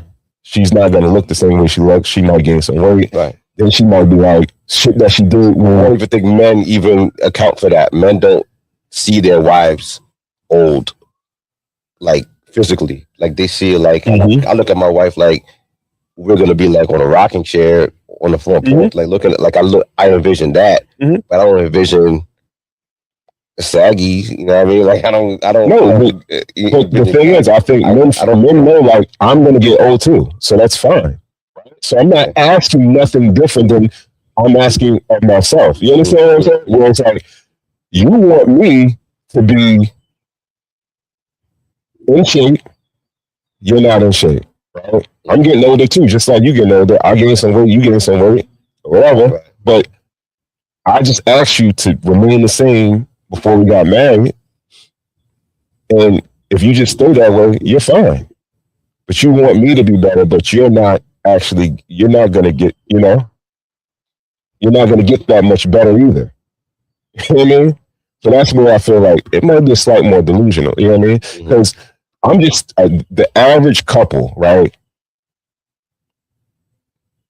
I don't think the average couple that's, you know, that usually breaks up and stuff like that, I think they break up because they don't age gracefully. You know what I mean? They don't get better as time goes on. They don't progress. They don't new experience. They don't work out more when they get older. They don't do, you know, shit like that. You know what I mean? Should men, married men, young married men, try to be who their wife want them to be? Like, should they, you know, take it into consideration that this person did hitch their wagon to you? So maybe like a little bit, you kind of owe them to be a little bit of their Prince Charming a little bit, like who, you know, I know you have your own version of who you want to be too, but is that part of compromise? Or if Prince Charming was a real person, right? Yeah, you could tell me to try to be that, but that's not a real person, right? Well, an analogy for like the perfect man. Yeah, I hear you, but I think that holds true in real life a lot of the times, right? And I say this shit to my wife all the time, right? If we're watching a movie and it's like the character has so many traits and characteristics of this nigga's intelligent, but he's a thug and he's fucking ripped and he went to the Ivy League and he got mad money and he fucking niggas up and he, you know, like everything, he got everything. I'm like, that person, that's not a real person. That's a movie character. You understand what I'm saying? Yeah. So if you give me a real world example, or you give me real world examples on how to be better, if you're telling me to be better, right? Don't give me a caricature of a person or an idea of some type of imaginary figure to be or to emulate. Yeah. Because I wouldn't do that to you. You understand what I'm saying? Yeah, so it wouldn't be right. And or do men do that? Do they like, yo, I want a freak in the sheets, but you know, like a housewife in like, you know, like in public? Like, are they saying like men do want certain things from, you know? But do most, the question is do men, like, does a nigga that had approved from the beginning just say, yo, I want you to be something totally different than what you were? Now, if you was a freak before, yeah, then all of a sudden, gotta stay there. I'm having sex once a month now. Yeah, that's gonna be an issue. You understand what I'm saying? So you gotta say, I just, yo, my thing is that I'm trying going forward not to play the blame game. I'm just trying to lay out what I see from my perspective, right? I think, you know, men are a little bit more based in reality in a sense. And I think it's a part of the problem, and not even a problem. Part of the shit that happens is you have dudes like dude that was on the screen, right? Yeah. And he's a character because in a sense he's promoting and selling to women, right? So that's his branding. So you think this nigga is this type of dude and he's evolved, he's emotionally intelligent, he's all this other good shit or whatever. But when you hear about his real life, you be like, oh, he got his flaws too. You know what I mean? But this is what they see. So it's like, why can't you be more like this dude? You understand what I'm saying? Yeah. So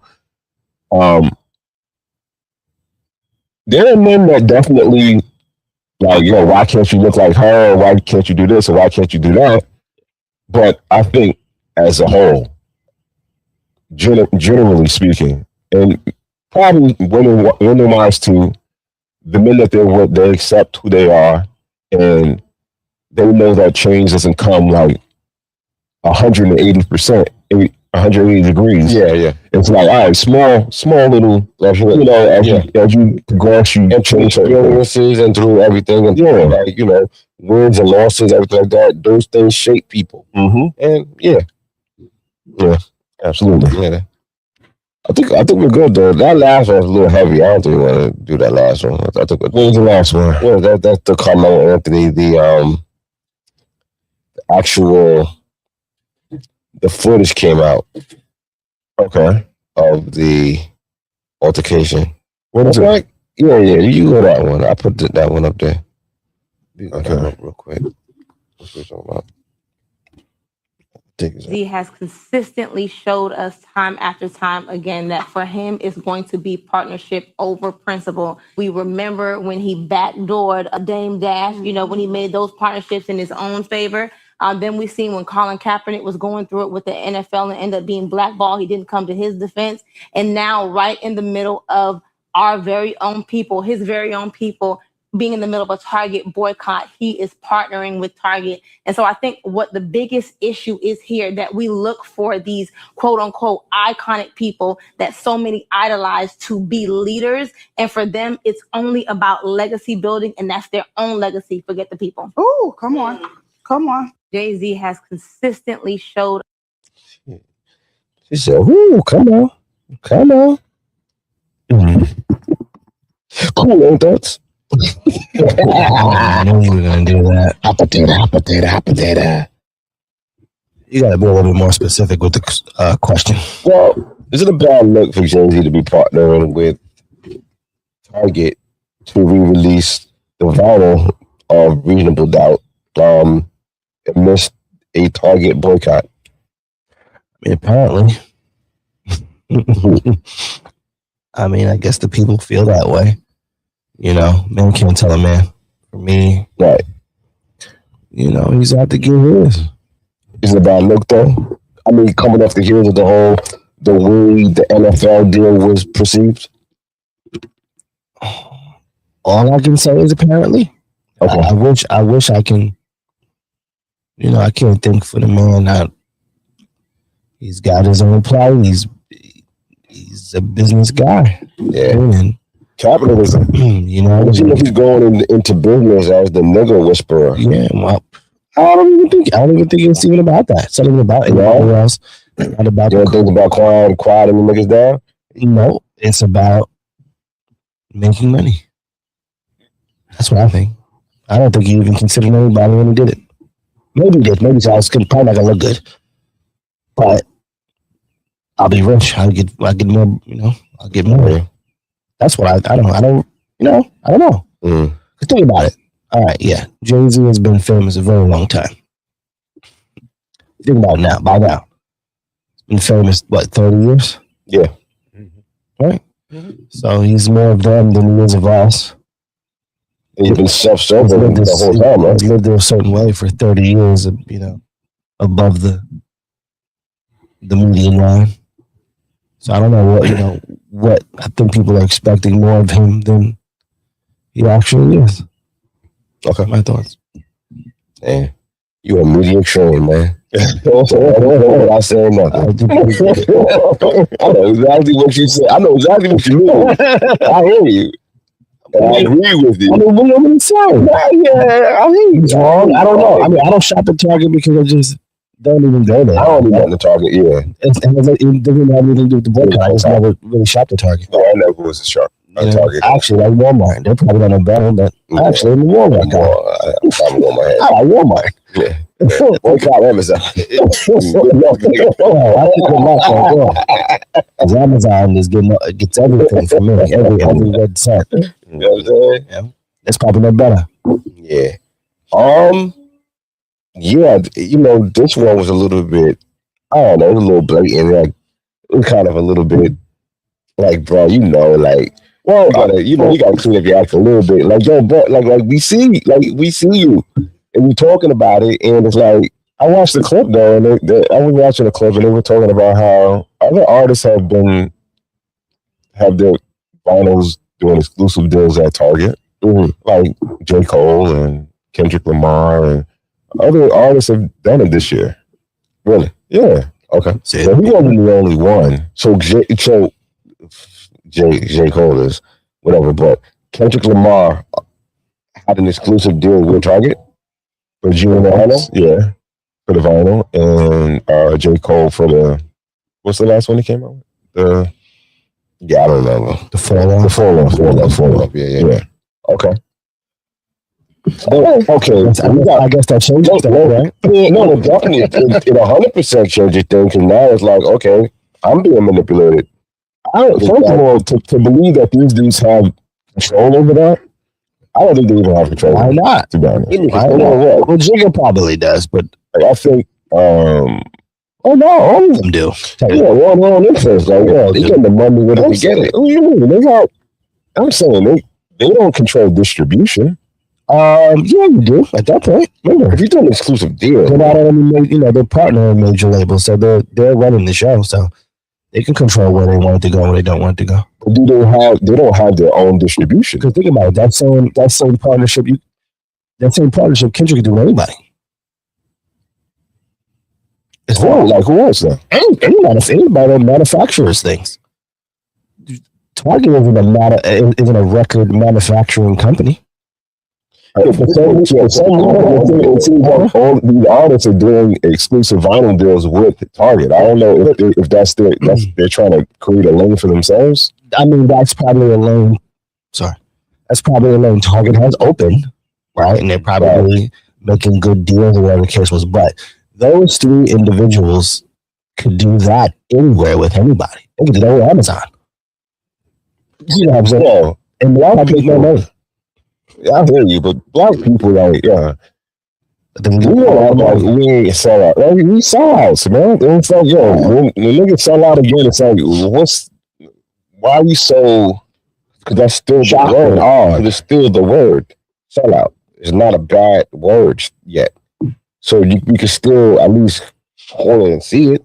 Even if it is, normal to sell out, we still gotta see it. All right, first of all, can one of you two, real quick, can one of you two tell me what the issue is with Target? What's the issue? They ended their DEI initiatives. Are they the only company that did that? No. Is there a unified boycott amongst all those companies that did that? No, I just think Target is the one that is the brick and mortar of those companies. And we can. They're the biggest of all the companies. I think like the brick and mortar. I think they're the biggest of the companies that you could go into and spend money with. So I think it's the easiest thing. It's easier to boycott not going to somewhere and spending money somewhere. Yeah, that's a fact. I think that's why Target was chosen.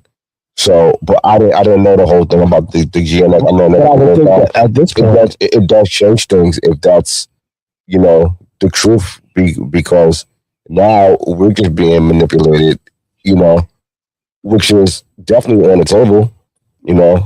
It's not the first time, and we got to be open to it.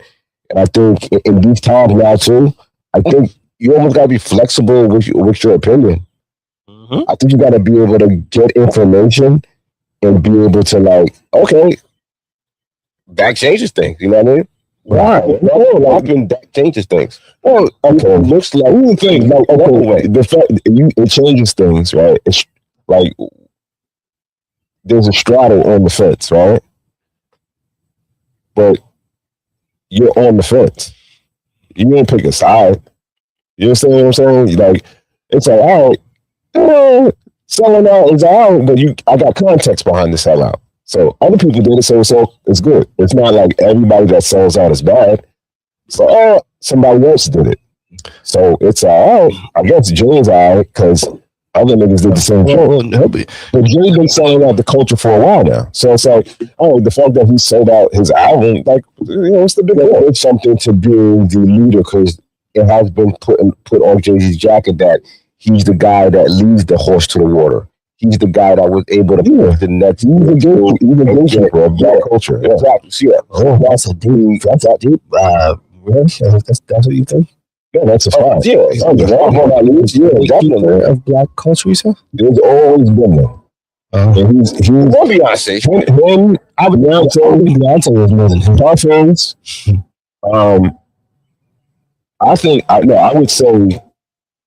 I would say him more than Beyonce. Well, the reason why I say Beyonce more than him is because there's actually mad young black women and older women that and young and older that hold her in a regard that the average, we just enjoy Jigga for hip hop. Yeah. For his raps. Yeah. For his actual raps. Like his business, we're like, yeah, but some of that shit seems unattainable to you know what I mean? We're already looking at it like that. I think for Beyonce, she's like an actual, like a physical, what's the word I'm looking for? Like actual figure. Yeah, she's a figure. There's fanfare around Beyonce. I agree. I'm not sure there's fanfare around Jay-Z. I don't think that this is how I'm as far as gatekeeper of culture, what I mean. When I say gatekeeper of culture, has Beyonce gave white people the keys to come into black society and exploit our culture? Oh, that's what you can say a gatekeeper? Yes. He gives the white people the keys to come in and exploit our culture. Well, I would think, but I thought gatekeeper would mean like you were holding it. They're holding the keys to sell to black people. Like Beyonce is a black person selling to black people, right? She's of the culture, right? Jay-Z, right? So NFL has a situation where we're having police brutality.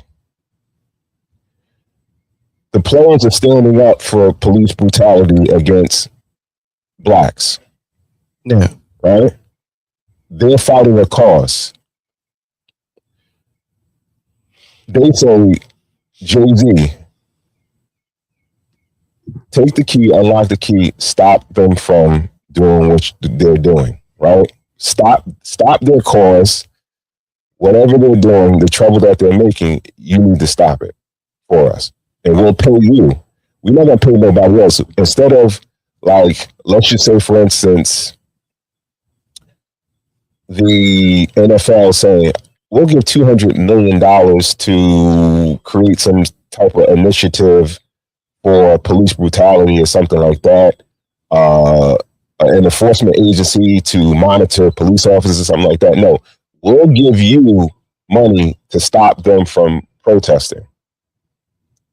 Right? Which was, I believe it was a decent cause. The fact that you got people of means speaking out for people without means. And he snuffed it out. He let them come in and like, yo, they don't have to cure the issue. They can just pay him and tell him to stop the issue. And when I say, like with Beyonce, or exploiting the culture, black people have always had this, right? So even way, way back in the day, right? Where like when they had guides of like how to entice the Negro consumer, right? Mm-hmm. Those shits is written by black cats, right, that's telling white corporations who didn't care about nigga pennies, I don't want nigga nickels and dimes and pennies. They don't got no money. It was black executives, black people from our communities that go to white corporations like, nah, these dudes they got some money. Look how much money they're spending. And if you do this, you do that, that, and the third, they'll spend their money with you instead of spending it with the black businesses. Because they think y'all better. So then they teach these niggas how to market and promote to us in order to get our money, to exploit our communities. And then in the interim, black businessmen, black companies go under because now they're spending their money with whites versus blacks. So you're always going to have blacks that are going to exploit the culture, but those same executives, they got paid to do that. Well, pretty much like I mean, that gives context to the definition of it for sure. Maybe I had misunderstood the definition of the word gatekeeper. I think that's on me. I don't know how. Gatekeeper. Okay, we'll use the music industry. I'm sorry, I don't mean to cut you off, right? Right. You remember when they were saying how Jay Prince, Suge Knight, Irv Gotti, they wanted to go get their own distribution. Yeah. They were going to kind of just separate from the powers that be and do their own distribution. All right. They said Puff and Joe was the ones that told on them. Yeah, they did it secretly. I've heard that before. And they quashed that shit. Right. And who came up after that? See, okay, so this is the thing. So like I said, my misunderstanding. South? Who? What you mean? No, who came up after that? Puff and Joy. They the biggest niggas now. Right. All the other niggas are going. Right. They all going. All of them going. See, I almost, like I said, I kind of misunderstood that word for like, let's say Puff and Jay had the biggest, the biggest pipeline of distribution, right? My understanding of gatekeeping would be like, it's who I let get to my pipeline of distribution. That's my definition of gatekeeping something.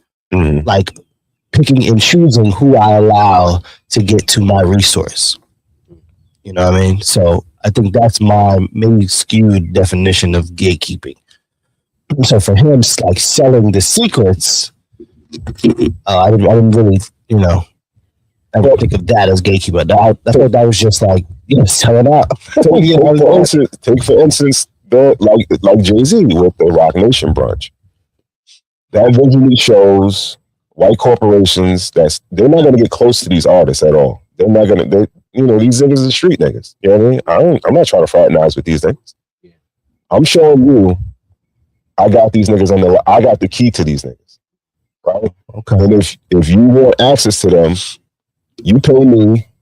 I'll open up the rock. You can get them, and you can eat off them too. You can eat off them. Okay. That now is like a Ruben White party, or? Yeah, I believe that. And before that, it was off him. You gotta get to the mic. Yeah. Oh shit.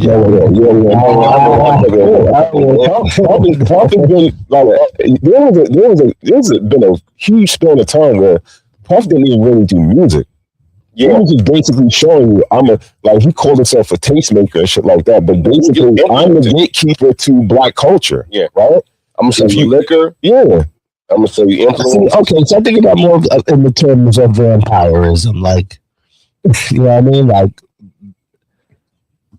there can only be one. Because think about it, I have the means and the eyes to see what is bubbling up, what is keeping the party going at the same time. Cool. You know what I'm saying? I'm just saying, whether it's with clothes the young kids are wearing that's getting ready to be big or whatever, whether it's the music, and then them going to the white folk being like, hey, think about it though. I see this happening. Think about it.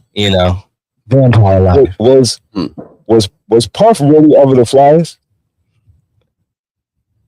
Think about it. Think about it. Puff was next to Big, and Big was fresh.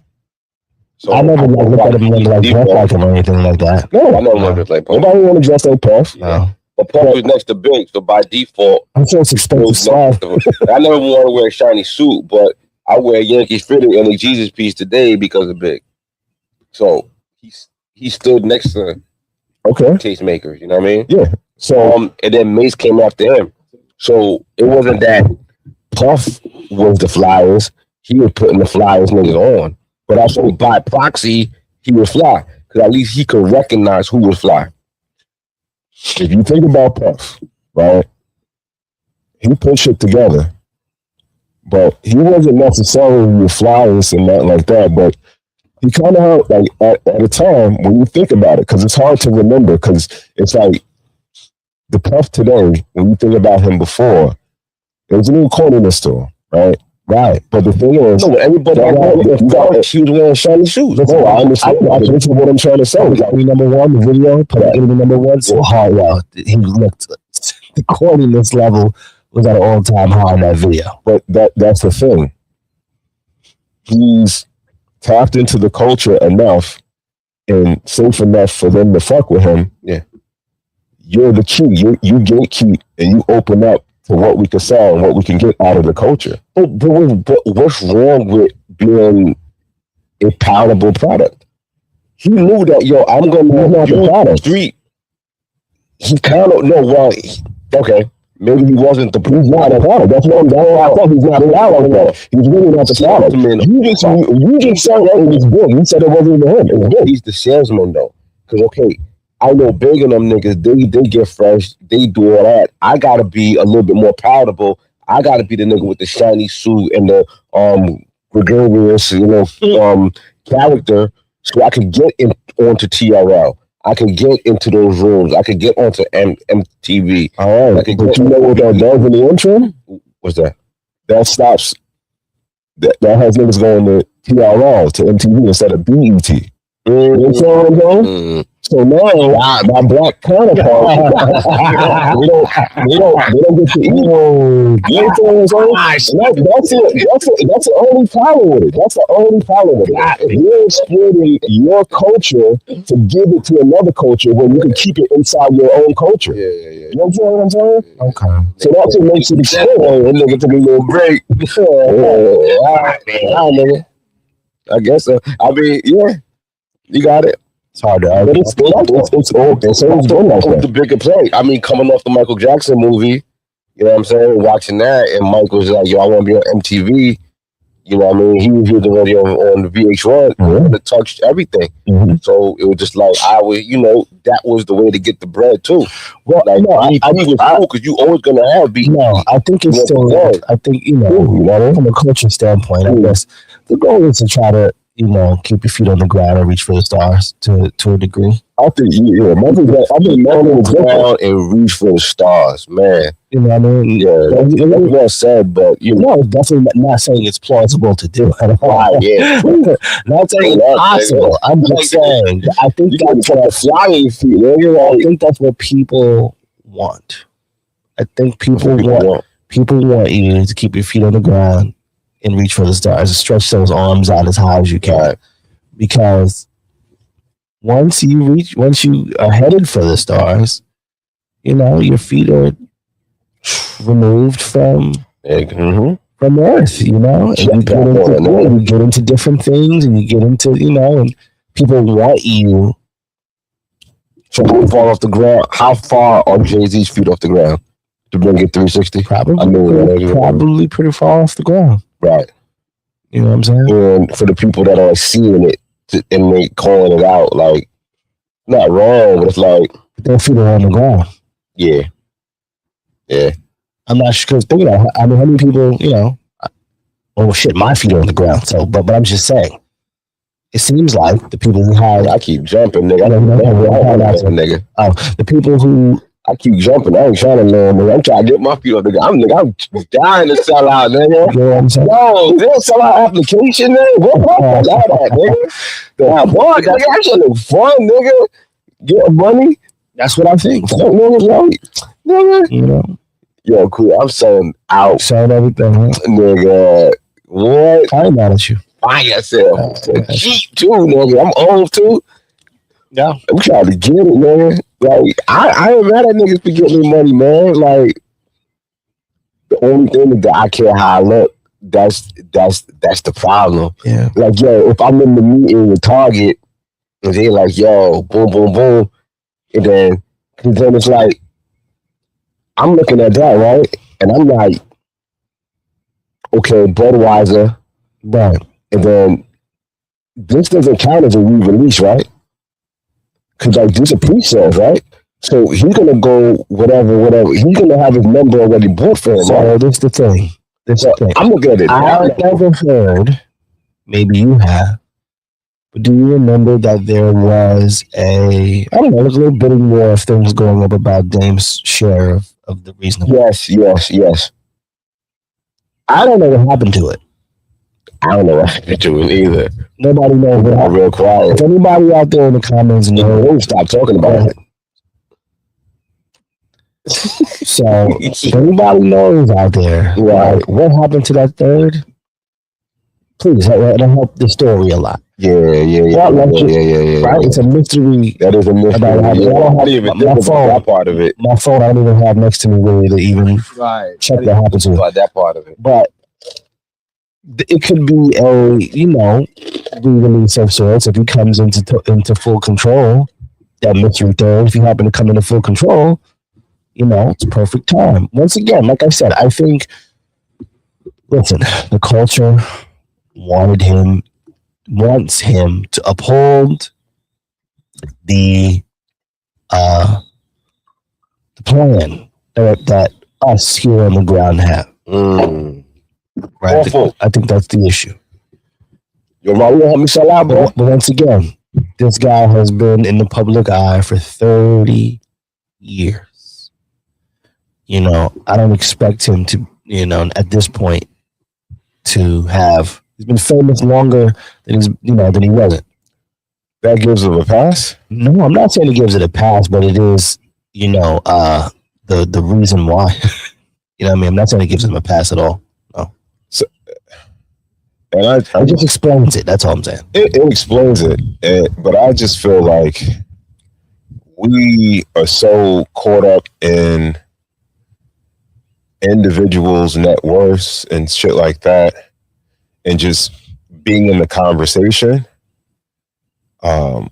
We just allow. But it's the thing. Allow our community and our culture to be exploited for one person. But that's the thing, like I was saying before, is if he could have done the same thing with anybody. The play could have been done with any big company. Mm-hmm. Yeah. You know what I'm saying? So that's where it gets a little weird. Maybe there's no, a company that needs you the most to clean up their image. So I got this business. The most. I got this business. Exactly. Since you got the camera on you, let them use. Don't see. That's the thing. Don't let these niggas use you. Hold on, let me get on Sean time. Yeah, go ahead. All right. The camera's on me now. I control the buttons. So I got this company idea, right? It's called Real Nigga Inc., right? And no matter how high you get in the world, you should have a third party person on your staff that's not even paid by you. They're paid by another entity, right? Like insurance. By you. Like insurance. Okay. You get like Geico and stuff. It's already built in. Yeah, you know what I'm saying? Mm-hmm. But this person's job is to be that voice when you're about to do some wild shit. Independent auditor. Independent of realness. Right. So basically, think about it. Like I said, my business, Real Nigga Inc., it's gonna be out in the wild to fix this. But what's to keep that nigga away from saying that? Like I said, he's getting paid from an outside entity to keep his real nigga opinion. So he can pay him. That can't happen. You know what I'm saying? But this guy would look at Jay-Z, right? Let's say that idea came across the desk. So he picks it up. Oh shit, yo, you know what? That's a crazy idea. I can make mad cheese. Run it past GB. And we want to run it past GB. Well, why we on the GB? Because we got and GB walks in and goes, Nah, you know that's you look crazy, man. You gonna look crazy. Listen, you know what I look nasty. Right. This is what I was saying. Oh, go ahead. After you. I was gonna say, you want to get your vinyl off? Mm-hmm. I understand that. You can still get this money. Give me a day. Let me go see what other companies out there that's big and colossal and can make it. You know what I'm saying? That's not the right one. That's where real nigga Inc. will come into play. Same thing. Tiger Woods driving. Yo, Tiger, come on, my nigga. This is small times. You gonna lie. Yo, the crazy shit about it is this, right? Because ain't nobody there to do that. It seems. This is why, like, when I'll have debates here or there about Jay-Z's acumen as far as like a businessman. I'll be thinking like, yo, bro, like, if you are like that, you thinking like vertical integration. I could start my own vinyl shit. You might even do that. Only vinyl is popping. I'm gonna roll out. The first joint is gonna be we moved out 30 years. There we go. I gotta connect. J. Cole is my guy. I fuck with Kendrick. I fuck with all these cats.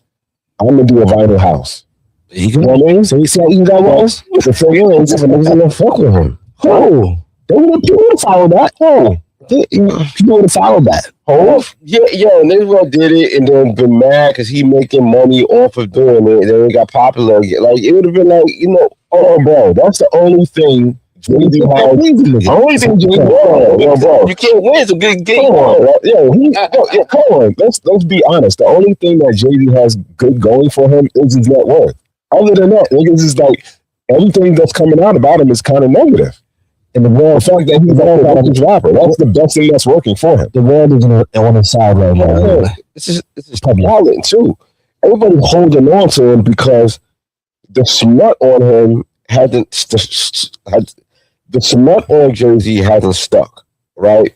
The fucking kid that he supposedly had, the girl that died mysteriously in Manhattan, and then the whole thing with I don't know, all the garbage with the case with Tony Busby. Nothing stuck. Like, so he's not necessarily a Teflon Don, but it just looks like shit people are throwing on him is not credible. You know what I'm saying? I remember a time where no allegations were thrown on him.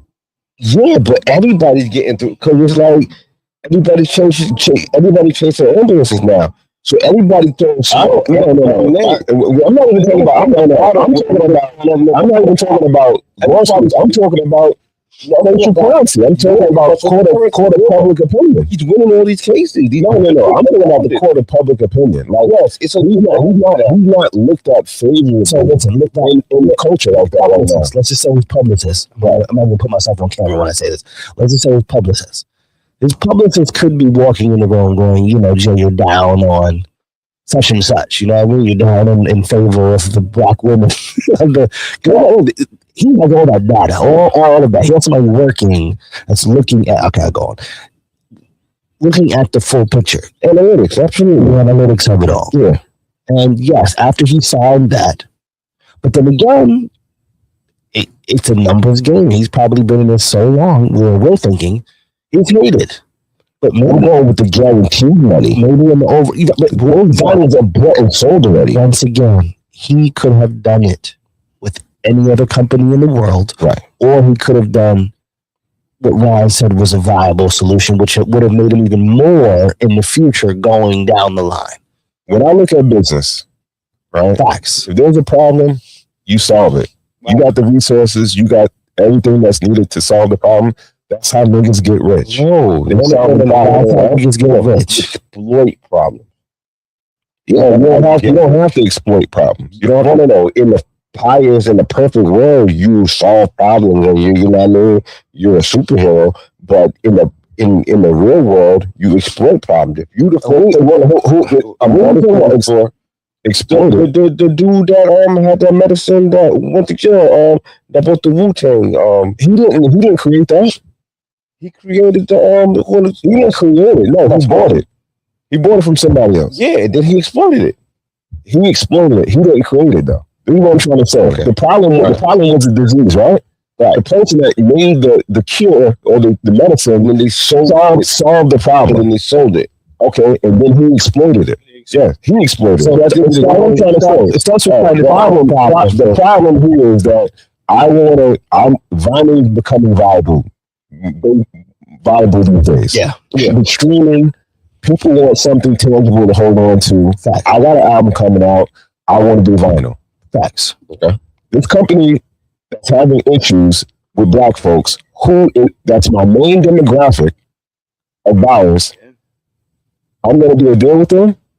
But I know for a fact the reason why they want me to do the deal with them is so they could look better in races and black folks. You know what I mean? Mm-hmm. So, but I could easily just be like, yo, I got all these artists, right? They want to they need another revenue stream. Everybody does. Other than just touring and stuff like that, they're not getting no money on streaming. Let's do the vinyl. These records are 30, 40 hours a piece. That's a one phone call has a full plant open, running. Jobs creative people in there making the records. Yeah, let's see. Yeah, all right. So that's like, sometimes like you cut your nose to spite your face type of shit. I don't know. We just come like being Juneteenth, and nigga, you know I'm about to cook, nigga. Alright, son. Niggas the house slave. That's on Juneteenth. That's what it is. That's no, but being Juneteenth and thinking about people that were freed from bondage and manipulated and everything like that, and they getting their footing into the world, and then redlining come along, and everything come along, and even now the way the world operates. We always I think the shining star of everything was like the Montgomery bus boycott. Even now, let me finish. You can't agitate me. I think you trying to agitate me. You know what I'm saying? You trying to? You just trying to know? People, you just said that to give me mad.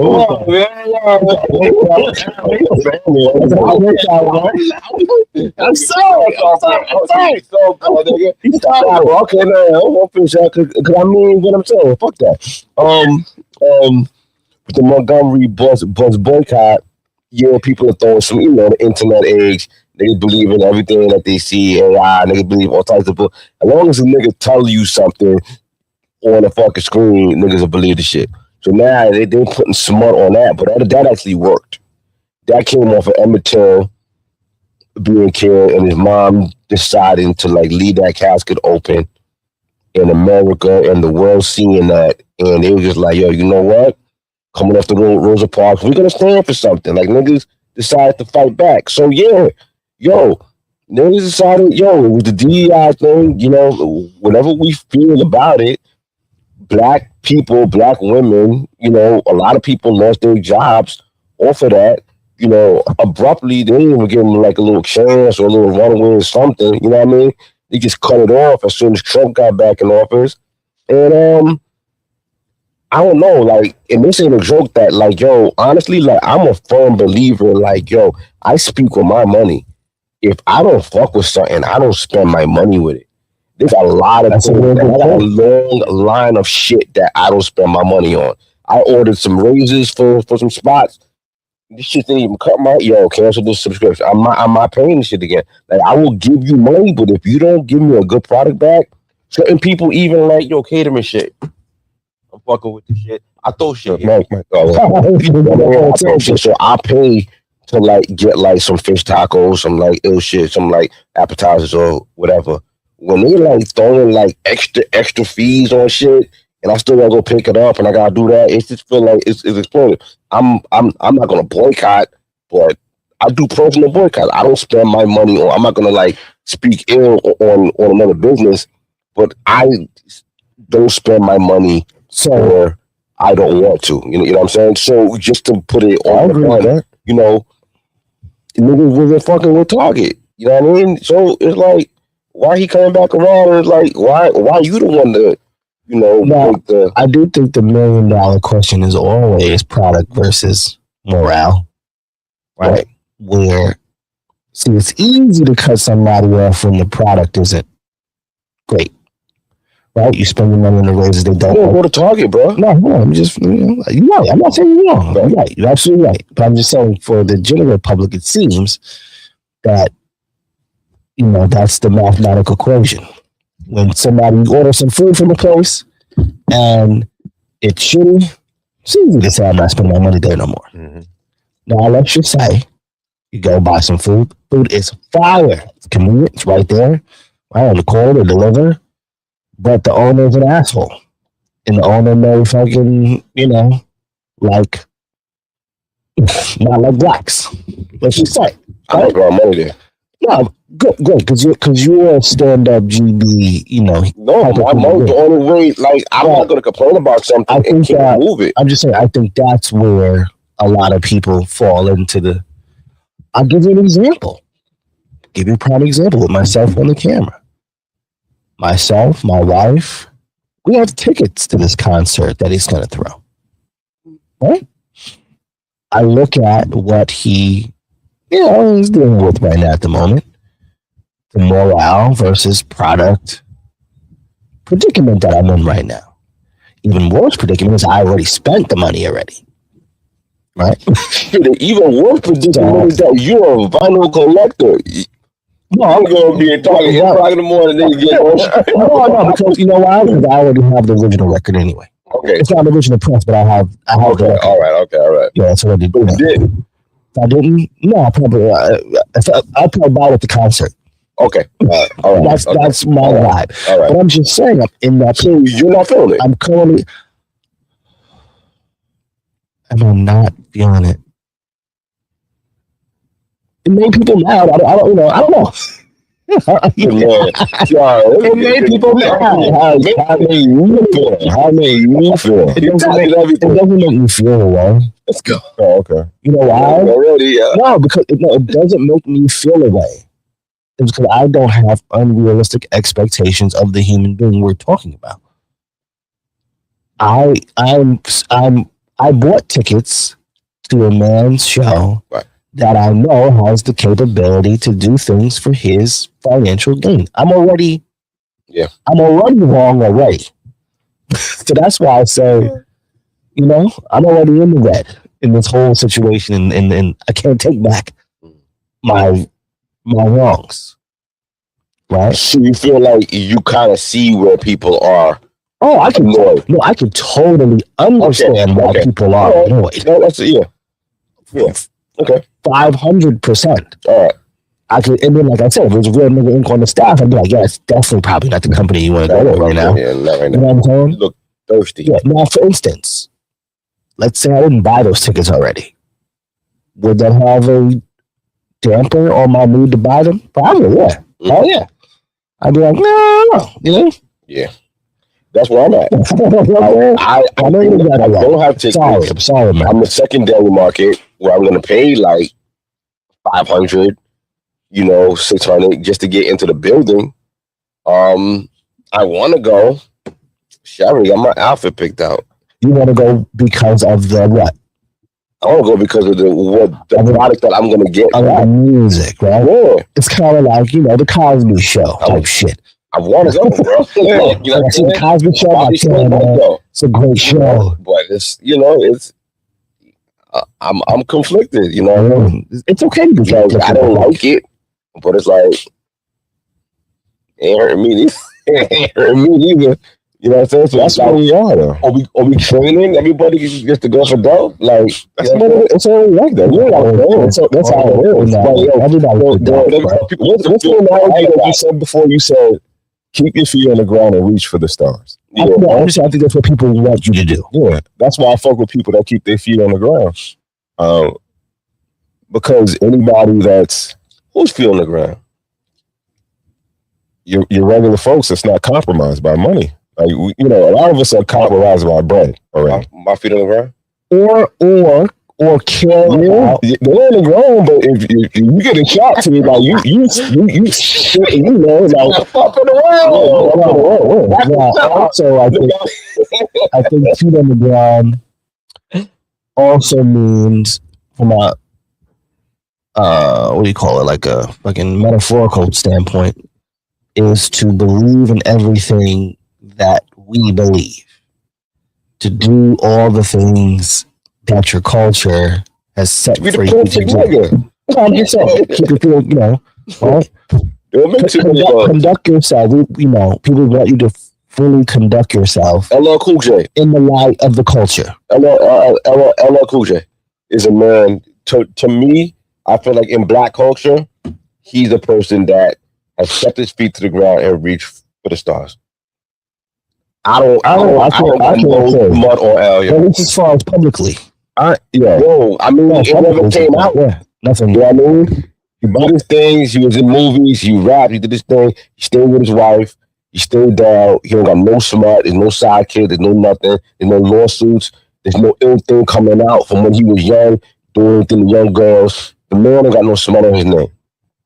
There we go. If I'm gonna give a nomination for Ground All Stars, I'm gonna say all right now. I'm gonna put LL on the whole. Uncle Al. You know what that says to me, though? What does that say? That says to me that L probably deals with a different group of people than Jay does. Quite possibly. I mean, yeah, I guess. That's not hard to tell. No. When I say a different type of people, I know exactly what you mean. Is a different type of people where it's like, that's why L hasn't ascended where he good. I mean, shit, bro. He good. No. I believe there's a level. Like when you get to a certain level, like you hear the rumblings about certain people. Once they reach a certain status, and there's certain people that gotta put you in that status. But then you're open to this other shit. Where like, all right, you could do $10, $20, $50 million worth and all that shit like that. But once you start reaching those other levels, and then somebody probably got to put you there, right? Right. They gonna let you know, right? Don't play, nigga. Don't play. So okay, but all right. So we're talking money versus status. What are you talking about? Like things like no, because the other on the same. Because okay, let's just say I might go on the limb here. Okay, come on. On a limb here. Come on. Okay, so like, so your first. Do you think there's a room? Well, maybe there is. Well, I'm almost answering my question as I say it just now. But like, okay, how many more different rooms do you think Jay-Z can get in that LL Cool J can't get in? Do you think there's like a boatload of rooms? Yeah, I don't know. I don't know. You think it's like, I believe, a couple who can't maybe walk. I believe L could have gotten those rooms, and he didn't get in those rooms. Okay. You could have easily gave everything to L as you gave to Hov most of the shit, and he would have been at least halfway where Hov is. Oh, right? I'm gonna tell you why. In the grand scheme, no, not in the grand scheme of things. Look at Fat Joe. What does Fat Joe do? How is he where he is? Fat Joe made some hits. Yeah. He got more hits than LL? No. Fat Joe has a tangible product. Fat Joe's entertaining. He's entertaining. Now, I'll show through movies that he's entertaining. No, Fat Joe is the man Cardi B. Okay? He's going to eat. We gotta stop this shit. No, let's stop. Am I bugging? Let's stop romanticizing niggas. Like, we're not romanticizing niggas. And we took that during COVID. That on the shit on Instagram Live with Pepsi, all type of shit in the background. Hold on, stop right there. Stay right there. Please, go. Why you got Pepsi already? What did you do to get Pepsi? He did get Pepsi. You just doing it to get off the strength. Okay. He can do it. He's doing it. He look like to make it look like he's endorsing sponsors. He might have won. He might have won. I don't know. We think wow. You can a big and be in the Jack Daniels fucking podcast. Eventually, we're gonna get. You know what I mean? Eventually, we're gonna get Jack Daniels' attention. All right, but that's not necessarily true. What you're saying? That's what you think might have happened, right? But this is what we do know. We do know, right? We know. I'm gonna tell you what we do know. Right? No. I'm gonna just tell you what we know. We know that. I don't know. Come on. We know that fucking LL Cool J has had #1 albums. Let's go. #1 movies. Let's go. He's a fucking sex symbol to women for years. Okay, cool. Right? I don't know. That was his whole MO. His whole MO was a fucking, you know what I mean? Okay. Right? Man, it's like a shark fin. All right. If you're an executive, right? If you're an executive, who's more marketable to you to appealing to the world? Fat Joe or LL Cool J? Well, I mean, what year is it, on paper? What year is it, bro? Like you said all that, it didn't explain the times. The time that LL was popping, you had to put someone on TV. You had to put someone on a video. You had to put something. He was there. Yeah, he goes now. A real change LL shit like that. Okay, but now we do. No, hold on. But now the currency. He has the work behind him. I could hold you on this.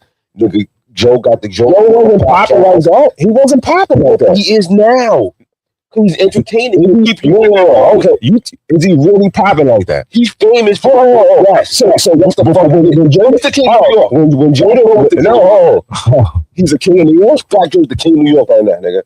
I'm telling you right now. It was mad niggas talking about his podcast. Like there was when Joe and Jada first came out. Niggas was like, yo, why Jada doing the podcast with him? Yes, no, that didn't happen. That didn't happen. Cause Jada been doing podcasts. Fat Joe is the best. Yo, Fat Joe can put anything over the top. Niggas thought Jada was doing him a solid by doing a podcast with him. The man. He was kind of toxic at the time. The nigga said the great salesman. He could sell. Joe could sell. Joe can sell himself. On the mic. Get on the mic. He could sell himself. Give me the stand next time. He could sell himself, right? Niggas say the story he tells is he's a liar, right? Yes. Hold on. Let me finish. Yes. Niggas say the shit that he's entertaining us with, everybody's listening to it, but saying he's a liar. They call him Cap Joe, right? Yes. That nickname for him. Yeah. At the same time, he gets an accusation too about statutory rape and all that stuff like that. How that for him? Watch it up. Niggas like, yo, why Jada throwing this nigga a bone by doing the podcast with him? Like, yo, why? Like he talking this whole Puerto Rican started hip hop and all. He was kind of like on a downward trajectory. You were just right? But for some reason he stayed afloat. And he was right? And now he's a king in New York, right? He's a king in New York. Hosted the BET Award. Why though? Because he's not popular anymore. When name that come out? I'm talking about that's his last hit record. What is his last hit record? I'm talking about the matter. I won't say social media imprint. The nigga got to the world. He got with the right people. Okay. And they put him where he at. Okay. I mean, I don't know. I got the work behind him. If that work, I don't have the work behind him. He's best for what he can do at the time that he was. And he kept it real. Hold on. But that would be sliding LL Cool J's level of fame. LL Cool J has an extremely high level of fame. I agree. Even though he's not on the algorithm, right? I'm pretty sure within record companies, within Billboard, within, but keep in mind, I was comparing, I brought up Fat Joe, but I was comparing LL to Hov. That's where I wasn't comparing. I was going to say how a nigga came up because he got in the right rooms with the right people who was fucking washed. That's what I'm trying to say. Versus Jay, where I feel like if you gave the same resources to LL, he could probably do the same thing, or at least half of what Hov did. Because musically, LL wasn't doing a lot of music. He was doing movies though. You understand what I'm saying? Yeah. Jay-Z, his last few albums wasn't like mega smashes or nothing like that. He's living off of the records he's really living off of. We said LL and Jay-Z, the reason, like, I'm the only reason LL is being talked about right now is because I nominated LL as the on the ground all-star. He stayed grounded. That's why his ascension. Yeah, he has definitely definitely has a nice military. That's my nigga. That's on. That's good. He's good. He's good. He's very much. He's with his day one. We got no small. I think they said that. No, they too. Okay, okay. Don't got no smack. Yeah. Did movies, did everything, so survive. I'm nominating Al for Feet on the Ground. Reach for the star. Won a battle. For the all-time. Won a battle. No shit. Won 2 battles. Won some battles. You know what I'm saying? Like, yeah, I love that nigga. And that's what I'm saying. I think, you know. I'm not talking about Ellen and Hove. That's like a. That don't make it could possibly be apples and oranges. But that was a Hove. So everybody. Yeah, we'll do the conversation. We got the rooms. Yeah, talking about the rooms. And then the original point was I feel like LL probably got those going. That's an easy conversation because everybody. And he didn't take them. Okay, let me give you 3 people, 3 different sets of rooms. This is an easy conversation. LL Cool J, 1 set of rooms. Jay-Z, 1 set of rooms. Will Smith, 1 set of rooms. These are mad rooms, bro. We're talking about a whole different. I would definitely think Jay-Z and Will Smith are in the same similar rooms. I would think. Nah, I don't think so. I think they're all different. I think separation. I think they all. I think we'll see rooms that Jay ain't see the way LL ain't see Jay's rooms. Well, put it this way, I would go to say that Jay-Z used a second separation. No, I would go to say Jay-Z saw those exact rooms. There was not just whether or not he chose to go in there. Okay, yeah, maybe that. They have access to the same rooms. Okay. You know, maybe there's some straight music or some straight movie joints, but I think they all intertwine in some sense. You know, maybe a couple here and there that, you know what I mean? Yeah. But I believe they're all underneath the same umbrella. Those are rooms, like, yeah, but that's a big umbrella, bro. It's a big umbrella, man. But what we gonna do? You know, it is what it is. Yeah, it's what. Either way, horses. Either way, the conversation is our celebrities. We hold them in too high regard. Yeah, man. They exploit the communities. Yeah, man. And it's for their own personal gain. Yeah, but you were young. What would you? Have something better to tell them? Like, that's just popping, and that's how you get bitches. Like, and that's how. No. Really? The rooms that the fucking shit that they doing and shit that they throwing is the shit that people want to be at. And that's, you know what I mean? If you a young man, that's when you go to fucking get some action, you know what I mean? In those big rooms. How do you keep it real and still be popping? I don't think the niggas is real like that though. Okay. Hey, yo, when is a closet like? Come on, bro. Like these, I think some of these niggas been compromised. Okay, and you're there because they need you to unlock those locks for them because you got the keys, right? And the thing is, they spent the money to get you to the point where you have ultimate access to it. So they gave you the money for it. So now they expect it, you know, like you got to give back. But in the interim, you exploit your community, will make you rich. You like that shit though. You like seeing you like the mysterious. It's not mysterious. Like y'all want to call it mysterious, but no. Okay, this is the thing. That shit. It's a common practice though. It's a common practice. I like it now that it's coming to the light. Like no. You know I'm what's crazy is that I'm learning about it from back in the day with like fucking Ebony and Jet Magazine and all that shit like that. What you mean? What happened to I don't even know. Word Up got some smoke. Got some smoke on it. Word Up magazine. I don't know. That was an urban magazine. But, you know what I mean? Like there's certain things, I'm getting to the point where if niggas gonna tell me smart on certain shit that I hold dearly, I might probably won't even listen to it. Like I don't want to hear no smart. Black folks though, we more celebrate on the fact that we got some money. and we're not slaves no more. You understand what I'm saying? Where we're not, you know what I mean? Like, we get to live in certain communities, and we get to eat in certain places. We get to be in certain rooms and things like that, and that's good enough for us. But those folks that get to do it, they're not touching the ground anymore. You know, like, it's crazy because the phrase you always hear about Hov is like, he gone, right? Everybody like Blink always say it. Yo, he gone, right?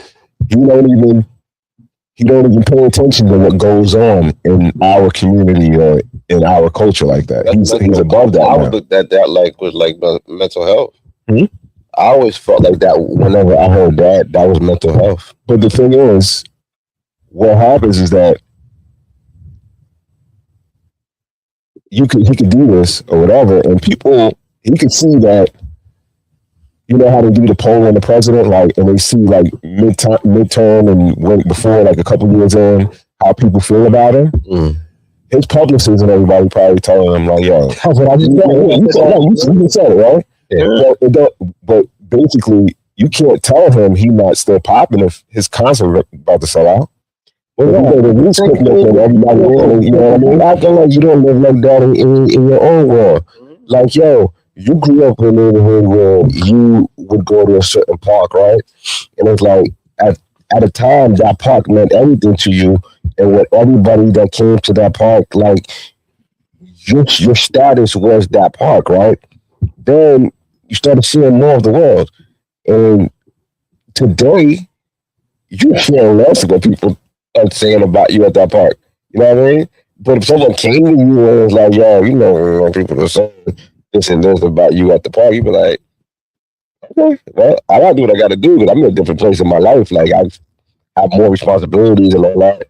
Maybe I don't come back enough. Maybe someone think they're doing better than me in basketball or something like that. But it's like, you're so grown up and so far removed. It's not like I had a head on. If I feel like a mentor program at the park and then I just abandoned it and said, no, I'm not even close to youth mentorship. You just did. You participated in things that went there. That's it. Like, you ain't got nothing going on. I play on the playground. I go down the slide. I swing on the swings. I shoot the basketball. I'm an old man. I'm an older boy. Maybe that's the way Jay-Z sees, you know, like what, you know. Oh, social media. Don't ask me for my money. Don't ask me to pay for your concert. Don't ask me to pay for your record. Started this conversation with, don't give it to him. He's gonna ask you for the shit every fucking time. If you're dumb enough to give it to him, he's gonna take it every time. As I'm sitting here, like, you know what? I can't. You're right. You're right. You know why you're right? Because I don't speak for everybody. Right. I don't speak for everybody. And everybody doesn't think the way I think about him. You know, there's people that love him without any for him, he can't do any wrong.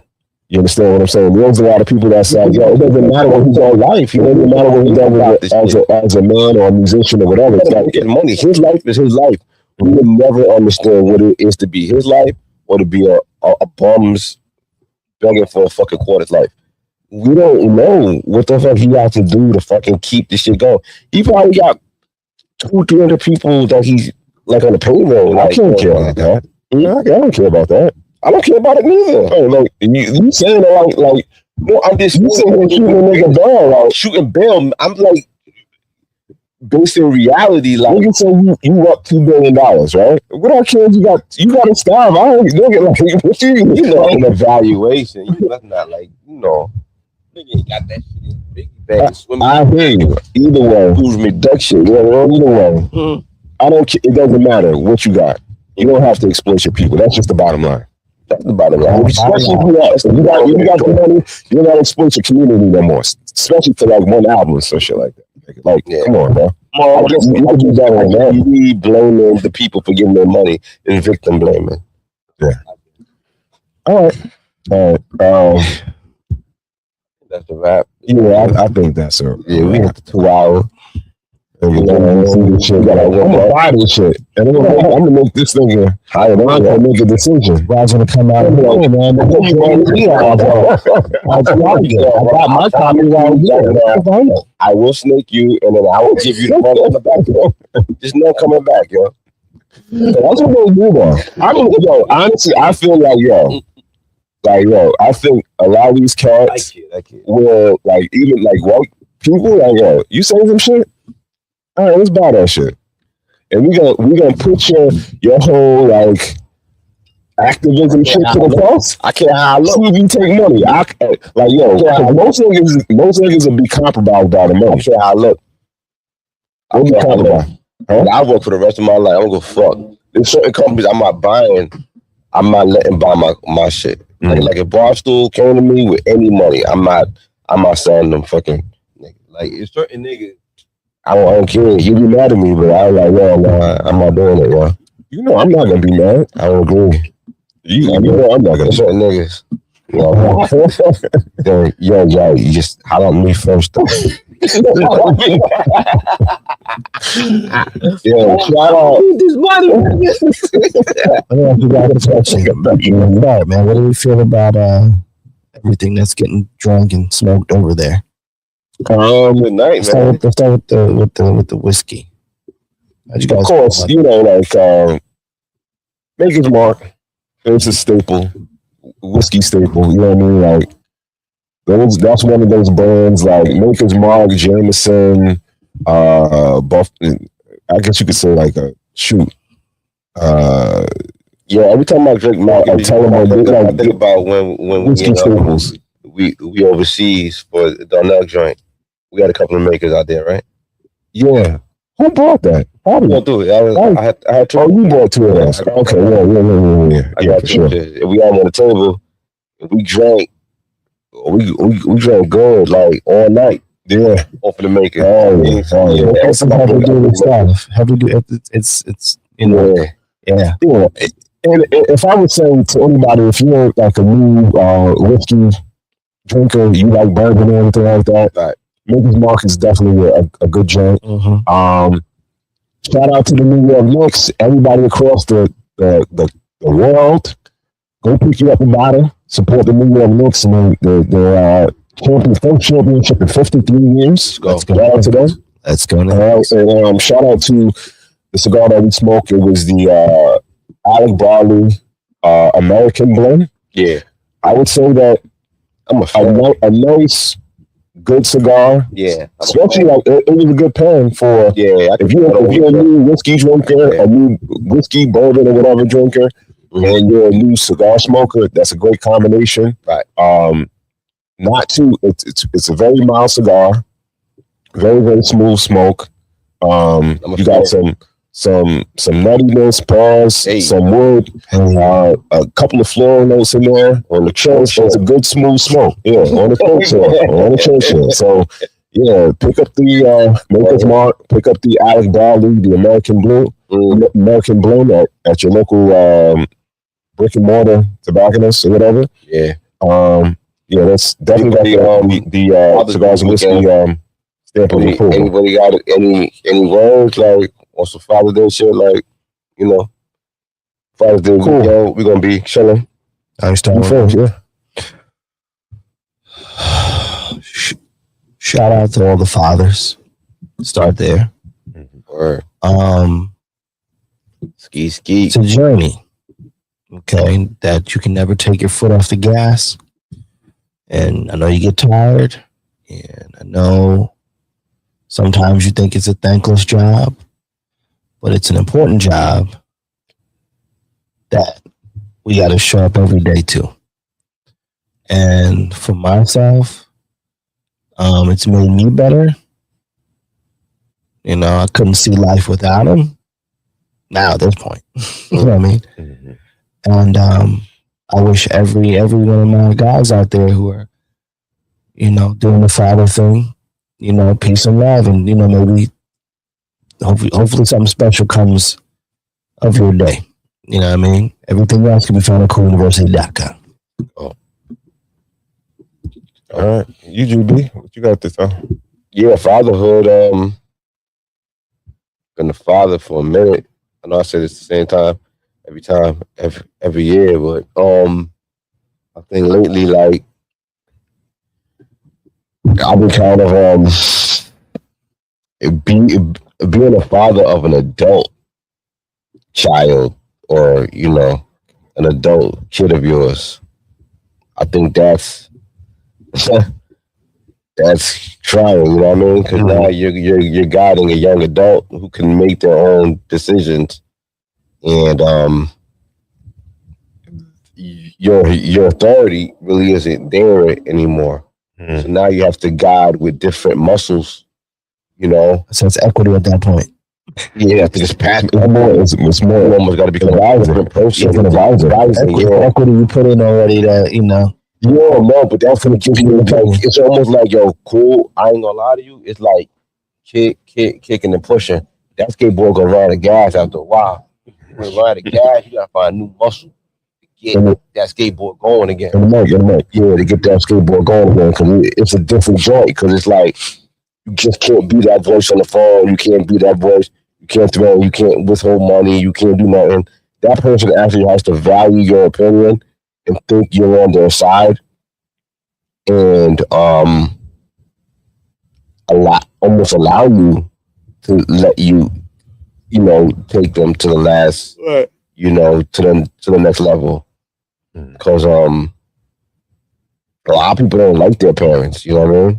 I love mine, but I know a lot of people don't love them because childhood was like rough. So you get past childhood, and then you think you got all the equity in the world, but you don't.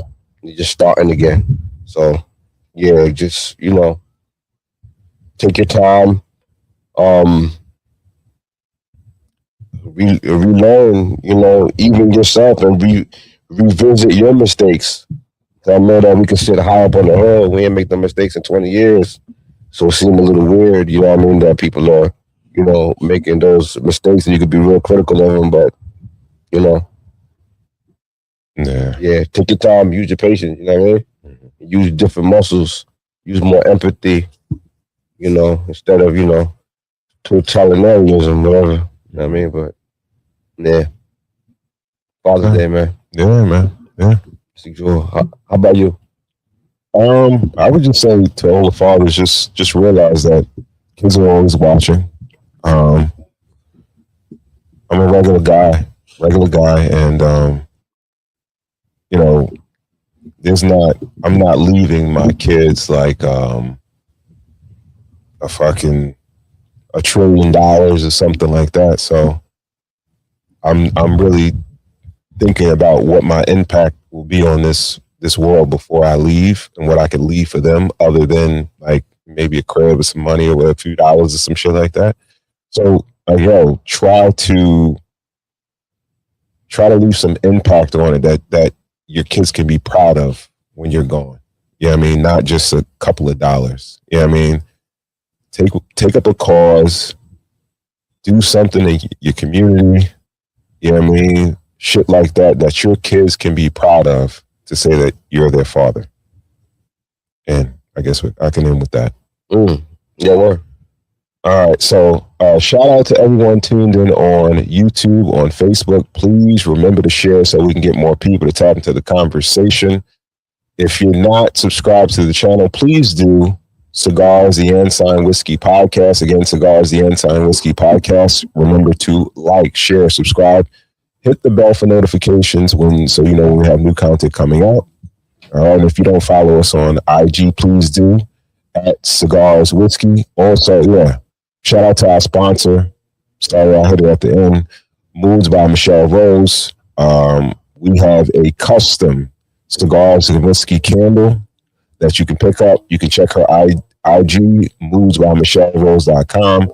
Also, Etsy, Instagram, wherever you can hit her up, and you can pick up a candle. It supports her. It supports the podcast, and we would definitely appreciate it. All right, and also follow us on IG at Cigars Whiskey. That's Cigars with an S, Whiskey. All right, Corey, cool. Let the people know where they can find you. Oh man, once again, same message. CoolUniversity.com. All right. Cool. And with that, thank you guys Yeah, man. for tuning in. Thank you for being on camera. Please. Thank you guys for tuning in to another episode of the Cigars and Whiskey Podcast. We'll catch you on the next one. Peace. Cheers.